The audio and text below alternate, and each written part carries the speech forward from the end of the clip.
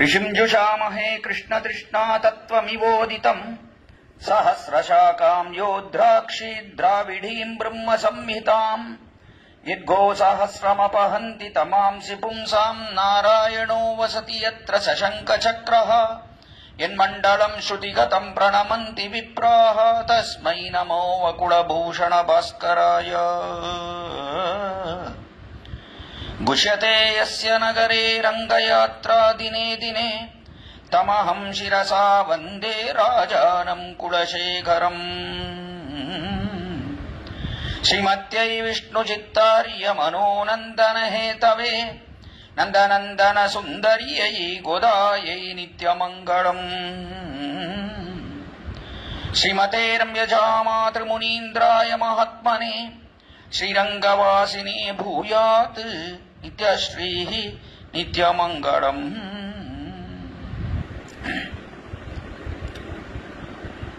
पिता च रक्षकः शेषी भक्ताज्ञेयो रमापतिः स्वामी आधारो ममात्मा च भोक्ता च आद्यमनोदितः என்பது ஸ்ரீ பாஞ்சராத்திர வச்சனம். அதன்படி ஒரு ஜீவாத்மாவுக்கும் பரமாத்மாவுக்கும், அதாவது நமக்கும் பகவான் ஸ்ரீமன் நாராயணனுக்கும் உண்டான சம்பந்தம் எத்தனை என்பதை காட்டிக் கொடுக்கிறது இந்த ஸ்லோகமானது. அந்த ஸ்லோகத்திலே சொல்லப்படக்கூடிய அர்த்த விசேஷங்களை எங்கே காண்கிறோம் என்றால் ஆத்யமனு என்று சொல்லக்கூடிய திருமந்திரத்திலே காணக்கூடிய விஷயம்.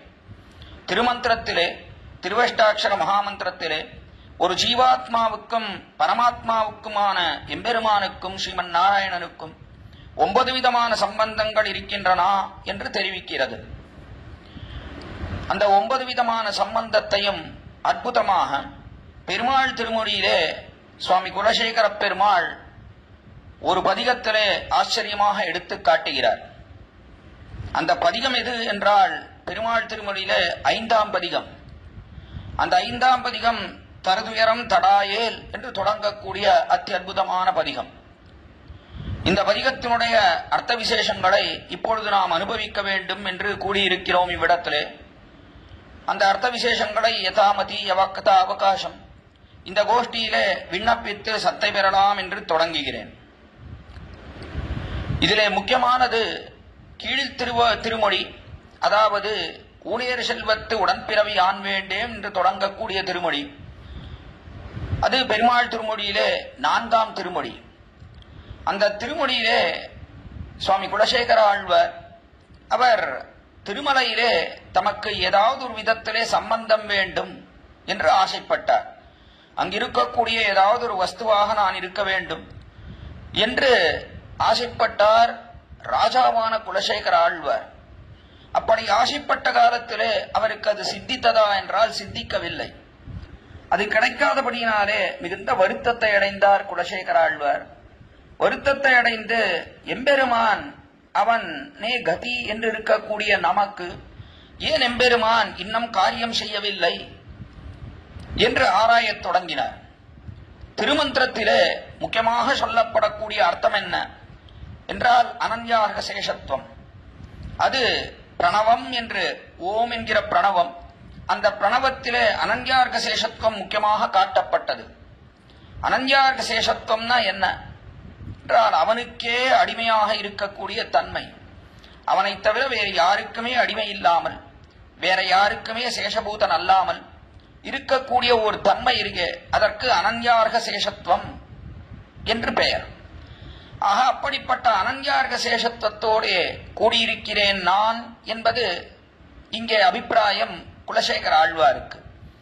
அனன்யார்க சேஷத்துவம் என்று சொல்லக்கூடிய தன்மை அது ஆழ்வாருக்கு பரிபூர்ணமாக இருக்கிறது. அது பொதுவாக ஏற்படுவது மிகவும் கஷ்டம். அதற்கு காரணம் என்ன என்றால் அதற்கு காரணம் நான் எனது என்கிற அகங்கார மமகாரங்கள். நான் நான் என்று அனாத்மர் ஆத்ம புத்தி, ஆத்மா அல்லாததிலே ஆத்ம புத்தி, அதாவது சரீரத்தை ஆத்மா என்று பிரமிப்பது. அதற்கு மேலே சரீரத்துக்கு வேண்டியதையே நாம் எப்பொழுதும் பார்த்து போவது. அதுதான் அகங்காரம். சரீரமே ஆத்மா என்கிற அகங்காரம், நான் நான் என்று அகங்கரிப்பது.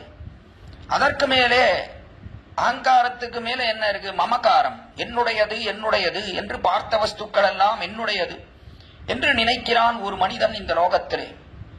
அதுதான் சம்சாரம் என்று சொல்லக்கூடிய விதைக்கு அதுவே காரணமாக இருக்கிறது என்பது ஸ்ரீ விஷ்ணு புராணத்திலே அற்புதமாக காட்டுகிறார். சம்சார இந்த தரு, இந்த சம்சாரம் சொல்லக்கூடிய ஒரு பெரிய விருட்சத்துக்கு அது பீஜமாக இருக்கிறது என்பதாக பார்க்கிறோம்.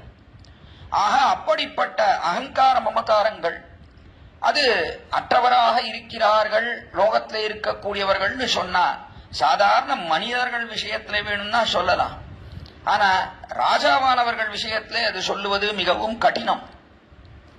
குலசேகர பெருமாள் விஷயத்திலே அவர் ராஜாவாக இருக்கிறபடினாலே அவர் விஷயத்திலே சொல்லுவது கடினம் என்று எம்பெருமான் நினைக்கிறான் போலே இருக்கிறது. அது அன்று நான் என்பதை காட்டுகிறார் குலசேகர ஆழ்வார். நான் ராஜா என்று அகங்காரத்தோட கூடியவன் அல்ல, அதே போல எனக்கு மமகாரங்கள் அடியோடு கிடையாது என்பதை தாம் கீழேயே தெரிவித்து விட்டார். அதாவது எம்பெருமானுக்கு மட்டுமன்று அடிமை, நான் அடியார்களுக்கு அடிமை என்பதைத்தான் முதல் 2 திருமுடிகளாலே தெரிவித்தார் குலசேகர ஆழ்வார் இதே பெருமாள் திருமுடியிலே. அதனாலே எம்பெருமானுடைய அடியார்களுக்கு அடியவன் சொன்ன பிற்பாடு அகங்கார மமகாரங்கள் வருவதற்கு என்னிடத்திலே யோக்கியத்தையே இல்லையே. ஆனால் எம்பெருமான் ஏன் இன்னும் எனக்கு பலத்தை கொடுக்கவில்லை, அவனோட ஏன் சேர்த்துக் கொள்ளவில்லை? நாம் திருமலையிலே பதார்த்தங்களாக இருக்க வேண்டும், திருமலை சம்பந்தம் நமக்கு அவசியம் வேண்டும் என்றெல்லாம் ஆசைப்பட்டோம். நான் அதெல்லாம் கிட்டவில்லையே என்று குலசேகர ஆழ்வார் துடிக்கிறார். இதற்கு காரணம் என்ன? நான் என்று தனியாக ஒரு வஸ்து தேறினால் அல்லவா நான் என்னுடைய ரட்சணத்திலே கை வைப்பது. அதனாலே நான் என்றே இங்கே ஒரு வஸ்துவே இல்லை, எல்லாம் எம்பெருமானுக்காகவே இருக்கிறேன். நான் பரதந்திரப்பட்டிருக்கிறேன். சேஷத்துவம் மட்டுமன்று ஜீவாத்மாவுக்கு ஸ்வரூபம், பாரதந்திரமும் இதற்கு ஸ்வரூபம். அதாவது எம்பெருமான் கையையே எதிர்பார்த்திருப்பது அதுவும் எனக்கு ஸ்வரூபமாக இருக்கிறது. எப்படி மற்ற பேருக்காகவே இருக்கிறதோ பதார்த்தங்கள் இந்த லோகத்திலே, நிலா இருக்கு, நிலா மற்ற பேருக்கு ஆனந்தத்தை கொடுக்க வேண்டும் என்கிறானே சந்திரன் இருக்கிறான். அதே போலத்தான் சந்தனம் இருக்கிறது, மற்ற பேருக்கு குளிர்ச்சியை கொடுக்க வேண்டும் சந்தனம் இருக்கிறது. தென்றல் காற்று இருக்கிறது, மற்ற பேருக்கு ஆனந்தத்தை கொடுக்க வேண்டும் என்று தென்றல் காற்று இருக்கிறது. அதே போலத்தான் ஊதுவத்தி முதலிய பரிமள திரவியங்கள் அதெல்லாம் தன்னை எரித்துக் கொண்டு மற்ற பேருக்கு ஆனந்தத்தை கொடுக்க வேண்டும் என்று இருக்கிறது. அதே போலத்தான் இந்த ஜீவாத்மாவும் எம்பெருமானுக்கே பரதந்திரப்பட்டது என்பதை நன்கு உணர்ந்திருக்கிறேன் நான் என்பது குலசேகர பெருமானுடைய அபிப்பிராயம். அப்படி இருக்கும் காலத்தில் ஏன் எம்பெருமான் எனக்கு காரியம் செய்யவில்லை? எனக்கு மிகுந்த ருச்சி இருக்கிறது, அவன் விஷயத்திலே மிகுந்த ஈடுபாடு, பிராவண்யம், ருச்சி இருக்கிறது. அப்படி இருக்கும் காலத்திலே அவன் காரியம் செய்யவில்லையே. நான் என்று ஒரு தனிப்பட்ட வஸ்து தேறினால் அல்லவா என்னை நானே ரட்சித்துக் கொள்வதற்கு என்னுடைய ரட்சணம் அவன் கையது. அவன்தான் என்னை ரட்சிக்க வேண்டுமே தவிர நான் என்னை ரட்சித்துக் கொள்வது என்பது ஒரு நாளும் சேரவே சேராது. அவனுக்கு பரதந்திரப்பட்ட வஸ்து என்று சொன்னால் அவன் கையையே எதிர்பார்த்திருக்க வேண்டும், அவனே இதை ரட்சிக்க வேண்டும் என்பதிலே நோக்காகத்தான் இத்திருமொழியை அருளி செய்கிறார் குலசேகர ஆழ்வார். அதனாலே எம்பெருமானே நீதான் எனக்கு ரட்சகனே தவிர நான் என்னை ரட்சித்துக் கொள்வது என்பது தகாதது. இது நன்கு அறிந்திருக்கிறான் எம்பெருமான். எம்பெருமானுக்கு தெரியாத? எம்பெருமானுக்கு நன்றாக தெரியும். ஆத்மஸ்வரூபம் என்பது எப்படி இருக்கு? யஸ்யாஸ்மி நதமந்தரேமி என்று வேதாந்தம் தெரிவிக்கிறது. யஸ்யாஸ்மி நதமந்தரேமி என்று எவனுக்கு அடிமையோ அவனுக்கு பரதந்திரப்பட்டது இந்த ஜீவாத்மா. அவனை மீறாமல் இருக்கக்கூடியதுதான் ஜீவாத்மாவினுடைய தன்மை. அந்த தன்மை ஜீவாத்மாவுக்கு இருக்கும் காலத்திலே பரமாத்மாவுடைய தன்மை என்ன என்றால் பதிம் விஸ்வஸ்யாத்மேஸ்வரகம் சாஸ்வதம் சிவமச்சுதம் நாராயணம் என்று உபனிஷத் கொண்டாடுகிறது. பதிம் விஸ்வஸ்யா, விஸ்வத்துக்கெல்லாம் பதியாக இருக்கிறான், அவன் கணவனாக இருக்கிறான். அதனாலே இந்த ஆத்மாவினுடைய ரட்சணம் அவன் கையது. பதிம் விஸ்வஸ்யா ஆத்மேஸ்வரகம். அதே போல அவன்தான் தனக்கு ஈஸ்வரனாக இருக்கிறான். அவனை நியமிக்கக்கூடியவர்கள் யாருமே கிடையாது. அவன் மற்ற பேரை நியமிக்கிறான். ஆனால் அவனை நியமிக்கக்கூடியவர்கள் யாருமே கிடையாது. ஆத்மேஸ்வரம் சாஸ்வதம், நித்தியமாக இருக்கக்கூடியவன், பரிசுத்தமானவன், சிவம் அச்சுதம், அடியார்களை கைவிடாதவன், அப்படிப்பட்டவன் நாராயணன் என்று வர்ணிக்கிறது உபனிஷத். ஆக இப்படிப்பட்ட எம்பெருமானுடைய தன்மை, அவன்தான் எல்லோரையும் பரிக்கக்கூடியவனாக இருக்கிறான். அதே போல ஜீவாத்மாவினுடைய தன்மை அவனுக்கு பரதந்திரப்பட்டிருக்கிறது என்ற பிற்பாடு இது இவ்வளவு விஷயங்களையும் நானும் அறிந்திருக்கிறேன். ஆனால் அவன் ஏன் இன்னும் காலதாமதம் பண்ணுகிறான்? என் கையிலே ஏதாவது இருக்கிறது, அதாவது என்ன வேறொரு உபாயம் இருக்கிறது, சாதனானுஷ்டானம் இருக்கிறது என்று நினைக்கிறானோ? அப்படி நினைப்பதற்கு வழியே இல்லையே. என்னிடத்துல எந்த சாதனமும் கிடையாது. கேவலம் இந்த சைத்தன்யத்துக்கு சேர எனக்கு ஞானம் இருக்கிறது. சைத்தன்யம் தான் ஞானம். இந்த ஞானத்துக்கு சேர எம்பெருமானை நான் மிகவும் விரும்புகிறேன். அவ்வளவுதானே தவிர என்னிடத்திலே கைமுதல் எதுவுமே கிடையாது. கைமுதல் எதுவும் இல்லாமல் இருக்கிறேன் நான். அப்படி இருக்கும் காலத்திலே ஏன் எம்பெருமான் காலதாமதம் செய்கிறான் என்று நினைத்த ஆழ்வார், சரி அவனே ரக்ஷகன், அவனை தவிர நமக்கு வேறு கதி கிடையாது என்பதை அவன் அறியும்படியாக நன்றாக தெரிவிக்க வேண்டும். அதுவும் யார் என்றால் வித்துவக்கோடு எம்பெருமான். அவன் விஷயத்திலே தெரிவிக்க வேண்டும். என்ன, எம்பெருமான் இறங்கி வந்திருக்கிறான் பரமசுலபனாக. இந்த இடத்திலே எல்லோரையும் கை கொள்ள வேண்டும் என்றல்லவா இங்கே அர்ச்சாவதாரத்திலே வந்து நிற்கிறான் என்று மலையாள திவ்யதேசம், கேரளா திவ்யதேசம் இங்கே அடிய ஆழ்வார்த்திலிருந்து இப்பொழுது தெரிவித்து வருகிறேன். ஆழ்வார்த்தினருக்கு சமீபத்தில் இருக்கக்கூடிய திருவித்துவக்கோடு திவ்யதேசம். திருவித்துவக்கோடு என்றால் வித்துக்கள் என்றால் நன்றாக அறிந்தவர்கள், ஞானிகள், அறிஞர்கள், வேதசாஸ்திரத்தை கசடர கற்றவர்கள், அவர்களெல்லாம் வாழக்கூடிய இடம் என்று அற்புதமாக ஸ்ரீ காஞ்சி சுவாமி அவர் தம்முடைய உரையிலே காட்டுகிறார். அதனாலே வித்துவக்கோடு என்று நல்ல வித்துக்கள் எல்லாம் வேத விற்பன்னர்கள் அவர்களெல்லாம் வாழக்கூடிய இடம், அப்படிப்பட்ட இடமான வித்துவக்கோடு. ஆக அந்த திவ்யதேசத்திலே எம்பெருமான் அவன் விஷயத்திலே எனக்கு வேறு கதியே கிடையாது என்று தெரிவிக்க தொடங்குகிறார். அப்படிப்பட்ட அற்புதமான திருமொழிதான் இந்த 5ஆம் திருமொழி. அதிலே முதல் பாசுரத்தாலே எம்பெருமானை தாயாகவும் தம்மை அவனுக்கு குழந்தையாகவும் நினைத்து, கை குழந்தையாகவும் நினைத்து வார்த்தை அருளி செய்கிறார் குலசேகர ஆழ்வார். தருதுயரம் தடாயேல் புன் சரணல்லால் சரணில்லை, விரைகுடவு மலர்பொழில் சூழ் வித்துவக்கோட்டம்மானே, அரிசினத்தால் ஈன்றதாய் அகத்தினும் மத்தவள் தள் அருள் நினைந்தே அழும் குழவி அதுவே போன்றிருந்தேனே என்பது முதல் பாஷம். தருதுயரம் தடாயேல், தருதுயரம் தடாயேல் என்று எம்பெருமான் துயரத்தை தருகிறான், அவனே கொடுக்கிறான். துக்கத்தை போய் எம்பெருமான் கொடுப்பானா? எங்கேயாவது துக்கத்தை யாராவது கொடுப்பார்களா ஒருத்தருக்கு? அதுவும் எம்பெருமான் எவ்வளவு உயர்ந்தவன், அப்படிப்பட்டவன் என்ன நீச்சனாவன், புருஷ அதமனா, புருஷோத்தமனானவன். நாம் எவ்வளவு குற்றத்தை செய்தாலும் அதை நற்றமாக கொள்கிறான். அப்படிப்பட்ட எம்பெருமான் போய் நமக்கு கஷ்டத்தை கொடுப்பானா? தருதுயரம் என்று துயரத்தை தரக்கூடியவன் தடாயேல், அதிலே எந்த தடையும் இல்லாமல் எல்லாவற்றையும் நமக்கு கொடுக்கிறான் என்று சொன்னால் இது எப்படி சேரும்? இது அவன் கொடுக்கிறான் என்றால் என்ன அர்த்தம் அப்படின்னா, அவன்தானே இந்த சரீரத்தை நமக்கு கொடுத்தான், அவன்தானே இதன் மூலமாக நாம் சுகதுக்கங்களை அனுபவிக்கும்படியாக செய்திருக்கிறான். அதனாலே சொல்லப்பட்டது இவ்விடத்திலே. இந்த காலத்துல ஆச்சரியமான ஒரு விற்த்தாந்தம். பெரிய திருமண்டபம் என்று திருவரங்கம் பெரிய கோயில்ல தாக்ஷாத்ரி மண்டபம்னு பார்க்கிறோம். அதாவது சந்தனு மண்டனம் என்று தெரிவிக்கிறோம். அந்த மண்டபத்துக்கு கீழாக கிழக்கு பார்ஷத்திலே அந்த படியிலே பூர்வாச்சாரியர்கள் அநேகம் பேர் எழுந்தருளி இருந்தார்கள். அவ்விடத்துல அந்த காலத்துல எல்லாம் புறப்பாடுக்கோ திருமஞ்சனத்துக்கோ காத்துட்டு இருக்கிறதுன்னு சொன்னா இப்ப கீழப்படின்னு பேர். அதற்கு இந்த கீழப்படியில தான் எல்லாரும் அமர்ந்திருப்பார்கள். எம்பெருமானுடைய திருவடி பார்ஷ்வம் அது. அதனாலே திருவடியை நீட்டின் இருக்கானோ இல்லையோ, அந்த இடத்துக்கு சேர அங்கேதான் அமர வேண்டும் என்று திருவடி ஸ்தானத்திலே எப்பொழுதும் நாம் இருக்க வேண்டும் அங்கே வீற்றிருப்பார்கள். அப்படி வீற்றிருக்கும் காலத்திலே ஒரு விசாரம் ஏற்பட்டது. சமயத்திலே இப்பொழுது ஒருத்தர் தெரிவித்தார், அந்த கோஷ்டியிலே முதலிகள் எல்லாம் கூடியிருக்க அந்த கோஷ்டியிலே ஒருத்தர் தெரிவித்தார், அப்பொழுது இப்படி நாம் இங்கே காத்திருக்கிறோமே, என்ன ஆச்சரியம், எத்தனை காலமாக நமக்கு எத்தனை சரீரம் வந்திருக்கிறது இந்த ஆத்மாவுக்கு. அப்பொழுதெல்லாம் எங்க யார் யார் வீட்டு வாசல்லே காத்து கிடந்தோமோ தெரியவில்லை. ஆனால் இதென்ன ஆச்சரியம், இன்னைக்கு என்ன சுகிருதமோ தெரியவில்லை, இவ்விடத்திலே நாம் இங்கே அமர்ந்திருக்கிறோம், எம்பெருமானுடைய வாசல்லே காத்து கிடக்கிறோம். உள்ள எம்பெருமானுக்கு திருமஞ்சனமோ அல்லது புறப்பாடு சமயமோ ஏதோ ஒரு சமயத்துக்காக காத்து கிடக்கிறார். என்ன ஆச்சரியம், என்ன ஆச்சரியம், இப்படியும் ஒன்று உண்டா, இது என்னே சுகிருதம் என்று கொண்டாடினார் அவர். உடனே மற்றொருவர் தெரிவித்தார் விடத்தே, சுகிருதம் என்றால் என்ன என்று. அஜ்ஞாத சுகிருதம் என்றெல்லாம் பார்க்கிறோம். அதாவது சுகிருதம்னா ஒரு புண்ணியம். இது என்ன புண்ணியம் தெரியவில்லையே, இது என்ன புண்ணியம், எதனாலே இப்படி நாம் இங்கே அமர்ந்திருக்கிறோம் தெரியவில்லையே, எந்த ஜென்மத்திலே என்ன புண்ணியமோ தெரியவில்லை, இப்படி அமர்ந்திருக்கிறோம் அபிப்பிராயம். உடனே அங்கே இருந்த கிடாம்பி பெருமாள் என்று சொல்லக்கூடியவர், அந்த சுவாமி உடனே அப்பொழுது கேட்டார், நமக்கு சுகிருத தேவர் என்று ஒருத்தர் உண்டா?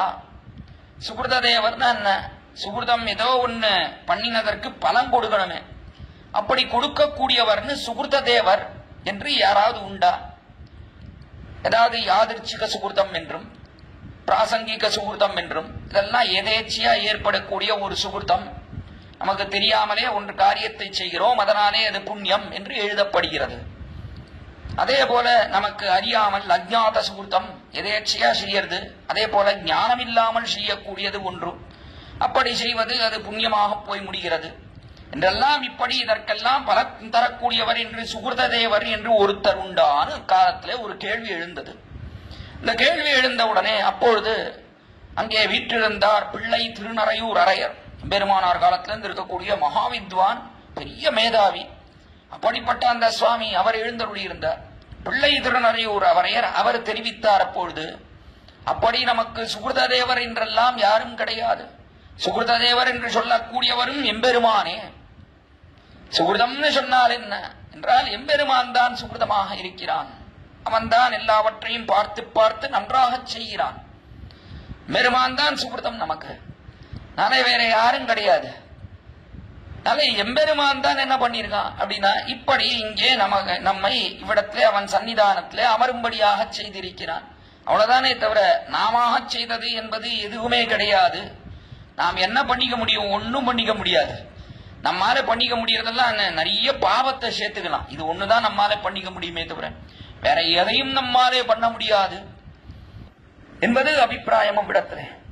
அதனாலே இதிலிருந்து நாம் விடுதலை அடைவது என்பது அடியோடு சாத்தியமல்லாத காரியம். அது நாளே தருதுயரம் தராயேல் என்று எம்பெருமான் தான் இதை தருகிறான் என்றால் அவன்தான் போக்க வேண்டும். இப்பொழுது இதையெல்லாம் போக்கி நமக்கு எத்தனையோ பிரதிபந்தகங்கள், அதாவது எத்தனையோ பாவங்கள் எல்லாம் நாம் செய்தோமே, அந்த பாவங்கள் எல்லாம் போகி இவ்விடத்திலே இன்று இங்கே பெரிய பெருமாள் சன்னிதானத்திலே அவனுடைய திருவடி துவாரத்திலே இங்கே அமர்ந்திருக்கிறோம் என்று சொன்னார். அதற்கு காரணம் யார்? உள்ளே படுத்திருக்கக்கூடிய எம்பெருமான் தான், அவன்தான் காரணம் என்பது பிள்ளை திருநறையூருடைய அபிப்பிராயம். எப்படி அவன்தான் இதற்கு காரணமோ அதே போலத்தான் இவ்விடத்திலே இந்த ஆத்மாவானது அனுபவிக்கக்கூடிய துக்கத்துக்கும் அவன்தான் காரணம் என்று அங்கே தெரித்து. ஆனா அப்படி சொல்ல முடியுமா எங்கேயாவது? இது ஒரு நாளும் சொல்ல முடியுமா? இந்த துக்கத்துக்கெல்லாம் நாமல்லவா காரணம்? சாஸ்திரங்கள் எல்லாம் என்ன சொல்றது அப்படின்னா, கர்மாக்கள் காரணம், நீ செய்யக்கூடிய கர்மாக்கள். சாஸ்திரமானது இதை செய் இதை செய்யாதே என்று பிரித்து காட்டுகிறது. அப்படி காட்டக்கூடியதை கொண்டு எதை செய்ய வேண்டுமோ அதை செய்யாமல், எதை செய்யக்கூடாதோ அதை செய்கிறோமே, அதன் காரணத்தாலே வரக்கூடிய பாவங்கள் ஒன்றா இரண்டா அநேக பாவங்கள். இந்த பாவங்கள் இருக்கிறபடினாலே இந்த பாவத்தை செய்தது யார் என்றால் நாம் தானே செய்தோம். இந்த கர்மாக்களை செய்தது நாம் தானே. அதனாலே இது எம்பெருமான் தருகிறான் இந்த துக்கத்தை. பாவம் செய்தபடினாலே இவ்விடத்திலே நாம் துக்கத்தை அனுபவிக்கிறோம். ஆனால் தருதுயரம் என்று அவன் தருகிறான் என்று சொன்னால் என்ன அபிப்பிராயம் என்றால், இந்த பாவத்தை எல்லாம் மனதிலே கொண்டு செய்யத்தகாத காரியத்தை செய்தான் என்று துக்கத்தை கொடுக்கக்கூடியவன் அவன்தான். அவன்தானே இந்த ஆத்மாவை இந்த சரீரத்துக்குள்ளே புகுரவிட்டான். புகுரவிட்டு அதற்கு சேர அனுபவங்களை கொடுக்கக்கூடியவும் அவன்தானே. நாம் பண்ணிருக்கலாம், எத்தனையோ கர்மாக்களை பண்ணிருக்கலாம். ஆனால் பண்ணிருந்தாலும் துக்கத்தை கொடுக்கக்கூடியவன் அவன்தான். அதே போல இவன் புண்ணியம் செய்தான் என்கிறபடியினாலே சுகத்தை கொடுக்கக்கூடியவனும் அவன்தான். நாளைய சுகதுக்கங்கள் எல்லாம் அவனிட்ட வழக்காக இருக்கிறது. அவன்தான் இதை கொடுக்கிறானே தவிர வேறு யாரும் அல்ல என்பதிலே நோக்காக தெரிவிக்கிறார் இங்கே குலசேகர ஆழ்வார். நாளைய தருதுயரம் தடாய என்று துயரங்கள் இருக்கே, அது வரக்கூடியதை எம்பெருமான் கொடுக்கிறான், தடுக்காமல் கொடுக்கிறான் என்று சொன்னால் தருதுயரம் தடாயே, நின் முன் சரணல்லால் சரணில்லை இருந்தாலும் நீ அப்படி என்னத்தான் துக்கத்தை கொடுத்தாலும் எனக்கு உன் சரணல்லால் சரணில்லை, உன்னுடைய திருவடித்தாமரைகளை தவிர எனக்கு வேறு புகழே கிடையாது. சரணல்லால் சரணில்லை. விரை குடுவும் மணற்பொழில் சூழ் என்று, விரை குடுவும் மணற்பொழில் சூழ் என்று நிறைய வாசனையோடே, விரைனம் பரிமளம், பரிமளத்தோடே கூடின பொழில்களாலே சூழப்பட்ட வித்துவக்கோட்டம்மானே என்று, வித்துவக்கோடு என்கிற திவதேசத்திலே எழுந்தருள் இருக்கக்கூடியவனே, சர்வகந்தகா என்று எம்பெருமானுக்கு திருநாமம். அப்படிப்பட்ட அந்த எம்பெருமான் அவனுக்கும் வாசனை கொடுக்க வல்லதோ என்று சொல்லும்படியான மிகுந்த வாசனையோடு கூடியிருக்கக்கூடிய அநேக புஷ்பங்கள், பொழில்கள், சோலைகளாலே சூழப்பட்ட வித்துவக்கோடு, அப்படிப்பட்ட அதிலே எழுந்தருள் இருக்கக்கூடிய அம்மானே அழைத்த. அம்மானே என்று சொல்லுகிறபடினாலே நீதான் தாயின, எம்பெருமான் தான் தாய். பெருமான் தான் தாயிருக்கும் வந்தம் தந்தாமரை கண்ணன் என்று அவன்தான் தாயாக இருக்கிறான். தாமரை கண்ணன் தான் தாயாக இருக்கிறான். நம்முடைய சம்பிரதாயத்திலே அவனே தாய், அவனே தந்தை. ஒளியுடார் தாமே என்றே தந்தையும் தாயமாவார். திருவிழா கலங்கள் நீர் சூழ் திருவரங்க துளோங்கும் ஒளியுடார் தாமே என்றே தந்தையும் தாயுமாவார் தொண்டரடி பொறியாழ்வார் திருமாலையிலே தெரிவிக்கிறார். அதனால எம்பெருமான் தான் தந்தை தாய் எல்லாம் அவனாகவே இருக்கிறான். அவன் என்ன பண்றான் எம்பெருமான் என்றால் அவன் ஹிதத்திலேயும் நோக்காக இருக்கிறான், பிரியபரனாகவும் இருக்கிறான். எம்பெருமான் நமக்கு வேண்டியதையும் செய்கிறான், நல்லதையும் செய்கிறான், இரண்டையுமே பண்ணக்கூடியவனாக இருக்கிறான் அந்த எம்பெருமான். அதனால இங்கே முக்கியமாக அம்மா என்று தெரிவிக்கிறார். நாம் ஆசைப்பட்டதை செய்யக்கூடியவள் தாயாரானவள், பிரியபரை. அவளுக்கு நமக்கு எதெல்லாம் பிரீதிக்கு விஷயமா இருக்கோ அதெல்லாம் செய்யக்கூடியவள் தாயார். அதே போல எம்பெருமான் என்ன பண்றான், நாம் ஆசைப்பட்டதை எல்லாம் கொடுக்கிறான், அதே போல நல்லதையும் செய்கிறான், தகப்பன் ஸ்தானத்திலையும் இருக்கிறான் அவன். நாளை அப்படிப்பட்ட அந்த எம்பெருமான் இருக்கானே அவன் வித்துவக்கோடிலே எழுந்தருள் இருக்கிறான். வித்துவக்கோட் அம்மானே என்ற அம்மா என்று இவ்விடத்திலே தாயே என்றே அழைக்கிறார் இவ்விடத்திலே குலசேகர ஆழ்வார். ஏன் இங்கே தாயேன்னு சொல்ல வேண்டும்னா மேலே அதை விவரித்து காட்டுகிறார் அவர் தாமே பாசுரத்திலே. ஏன்னா பொதுவா அம்மா என்று வரக்கூடிய இடத்துலலாம் சுவாமியே என்றுதான் அர்த்தம் கொள்ளுகிறோம். அம்மான சுவாமின்னு அர்த்தம். ஆனா இந்த இடத்துல அம்மானே என்பதற்கு அம்மானே கொள்ளலாம் இவ்விடத்துல. ஏன் காரணம் என்னன்னா மேலே அம்மாவை இட்டே தெரிவிக்கிறார், தாயாரை இட்டே பாசுரம் அவதரிக்கிறது இவ்விடத்துல. அரிசினத்தால் இன்றதாய் அகத்திடனும், அரிசினத்தால் மிகுந்த கோபம் வருது தாயாருக்கு. தாயார் ஈன்றதாய், ஈன்றதாய் என்றார் இவ்விடத்திலே பெற்றெடுத்த தாயார். இந்த பெற்றெடுத்த தாயாருக்கு மிகுந்த கோபம் வருது. அரிசினத்தால் மிகுந்த கோபம், குழந்தை நடத்த வெட்டி போட வேண்டும்னு கோபம் வருது. ஏன்னா ஏதோ ஒன்று செய்யத்தகாத காரியத்தை செய்து விட்டது அந்த குழந்தையானது. அது எந்த குழந்தை? கை குழந்தை, சிறிய குழந்தை. ஆனா அந்த குழந்தை இருக்கு என்ன பண்றது அப்படின்னா செய்யத்தகாததை செய்து விட்டது. அப்படி செய்தது என்றால் ரொம்ப கோபம் வருது தாயாருக்கு. அரிசினத்தால் எதையோ உடைச்சுடுறது, கை குழந்தை தான் இருந்தாலும் என்ன அப்படின்னா ரொம்ப சின்ன குழந்தை இருந்தாலும் அது ஒரு தகாத காரியத்தை செய்தது என்றால் கோபம் வருகிறது. அப்படி அரிசினத்தால் ஈன்றதாய், ஈன்றதாய்னு தெரிவித்தார். ஈன்றதாய்னா பெற்றெடுத்த தாய்னு அர்த்தம். ரெண்டு தாய்கள் பார்க்கிறோம், வளர்ப்பு தாயார் என்றும் பெற்ற தாயார் என்றும் பார்க்கிறோம். வளர்க்கக்கூடிய தாயார்னு சொன்னால் அவளுக்கு அவ்வளவு பிரீத்தி இருக்காது குழந்தைய நடத்துல. ஆனால் பெற்ற தாய்னு சொன்னால் அவளுக்கு என்னைக்குமே குழந்தைய நடத்திலே கோபம் வரவே வராது. அதுவும் சிறிய குழந்தைனா கோபம் வராது. அப்படிப்பட்டவளுக்கே ஒருவேளை கோபம் வந்ததுன்னு வச்சுப்போம். அரிசினத்தாள் ஈன்றதாய் அகத்திடினும், அவள் ஒரு நாளும் அகற்ற மாட்டாள். குழந்தையை தள்ளி போன்னு வெறுக்க மாட்டாள், அந்த குழந்தையை உதறி தள்ள மாட்டாள். ஆனால் இவ்விடத்துல அப்படி ஒருவேளை அவளுக்கே கோபம் வந்ததுன்னு வைத்துக் கொள்வோம். ஈன்றதாய் அகத்திடினும் மற்றவள் தன் அருள் நினைந்தே, மற்ற அவள் தன், அவளுடைய அந்த ஈன்ற தாயர்களை பெற்றெடுத்த தாயார் அவளுடைய அருள் நினைந்தே அழும் குழவி, அவளுடைய அருளையே நினைத்து அழக்கூடிய ஒரு குழந்தை. குழவினா ரொம்ப சிறிய குழந்தை. இந்த குழந்தை என்ன பண்றது, அவளுடைய அருளை நினைந்தே அழுகிறது. ஐயோ இவ பார்க்க மாட்டாளா, பார்க்கவே மாட்டேன் போ அப்படின்னு மூஞ்சியை திருப்பின்னு போடுறா தாயார். ஆனா குழந்தை என்ன பண்றது, அப்படியே வருது. அது கை குழந்தையா இருந்தா அம்மாவை பார்த்துட்டே அழறது, பார்க்க மாட்டேன்னு அந்த பக்கம் திரும்பிட்டுட்டா ஐயோ அம்மா முகத்தை பார்க்க மாட்டாளான்னு அழறது. இல்லையே என்ன பண்றது அப்படின்னா, சிறிது தவழக்கூடியதுன்னு சொன்னா என்ன பண்றது, அது தவழ்ந்து வந்து அம்மா காலையே சுத்தி சுத்தி வருது. ஐயோ பார்க்க மாட்டாளா பார்க்க மாட்டாளா, பார்க்க மாட்டேன்னு உதறிட்டு போறா அவள். அப்படி இருந்தாலும் அது தாயை விடுவதே கிடையாது. அரிசினத்தால் ஈன்றதாய் அகத்திடனும் மத்தவள் தன் அருளே இணைந்தே அழும் குழவி. அதை நினைச்சு என்ன பண்றது, தாயார் பார்க்கலன்னு ஓன்னு அழறது. அதுவே போன்று இருந்தேனே, அந்த குழவி அந்த குழந்தை இருக்கு அதே போல இருக்கிறேன் என்று இங்கே தாயாருக்கும் குழந்தைக்கும் உண்டான சம்பந்தம் இருக்கே, அதே போலத்தான் எம்பெருமானே உனக்கும் எனக்கும் உண்டான சம்பந்தம் என்பதை காட்டுகிறார் இவ்விடத்துல குலசேகர ஆழ்வார். நாளே தாயையே எப்பொழுதும் நோக்கி இருக்கிறதோ குழந்தை, அதே போலத்தான் எம்பெருமானே எனக்கு உன்னை விட்டால் வேறு கதி கிடையாது. சிறிய குழந்தையை போலே நான் இவ்விடத்திலே இருக்கிறேன் என்று தெரிவிக்கிறார். ஆச்சரியமா இதை அடிவொற்றிய ஆளவந்தாரும் தம்முடைய ஸ்தோத்திரத்தை தெரிவித்தார் ஸ்லோகத்தாலேன்னு பார்க்கிறோம். அமாதுஜாஹுது ஜிஹாசதி என்று மாதாவினுடைய அந்த இடத்தை விட்டு குழந்தையானது போவதே கிடையாது என்று அவரும் தெரிவிக்கிறார். அவ்விடத்துல எவ்வளவுதான் தாயாருக்கு கோபம் இருந்து அதை விரட்டினார். ஆக அந்த குழந்தையானது எப்படி தாயே சுத்தி வருகிறதோ அதே போலத்தான் நானும் இருக்கிறேன் என்று காட்டுகிறார் இவ்விடத்திலே முதல் பாசுரத்தாலே. இந்த காலத்துல ஆச்சரியமா முதலியாண்டான் சுவாமி இடத்துல ஒரு தாசர் இருந்தார். அந்த தாசர் இருக்காரே, அவரிடத்துல ஏதோ ஒரு கோபம் வந்தது முதலியாண்டானுக்கு. கோபம் வந்தபடினாலே அவரை நன்றாக நிந்தித்தார், நன்றாக திட்டி விரட்டினார். நீ இந்த இடத்துல இருக்கவே இருக்காதையும், நம்முடைய கிரகத்துல இருக்கவே இருக்காதையும் விரட்டினார். விரட்டின காலத்துல ஆயிற்று, அன்னைக்கு பூர்ணமாக அந்த தாச நம்பி எங்கேயுமே போகாமல் வாசத்திண்ணையிலேயே கிடந்தார். ஒன்னும் சாப்பிடலே, அங்கேயே கிடந்தார். மறுநாள் காலையிலே முதலியாண்டான் சுவாமி அவர் போஜனத்துக்காக அமர்ந்தார். அமர்ந்த உடனே அந்த தாச நம்பி என்ன பண்ணார், நேற்றுக்கு நாம் விரட்டினோமே என் செய்தார், வாசத்திண்ணையிலேயே இருக்கார். என்ன வாசத்திண்ணையிலேயே இருக்காரா? எழுந்திருந்தார் முதலியாண்டான், நேரம் வெளியில போனார். வெளியில போய் என்ன தாசரே என்ன இங்கேயே இருக்கீர், நாம் தான் உண்மை இங்கிருந்து போம்னு சொன்னோமே ஏன் போகவில்லை என்று கேட்டார் முதலியாண்டார்.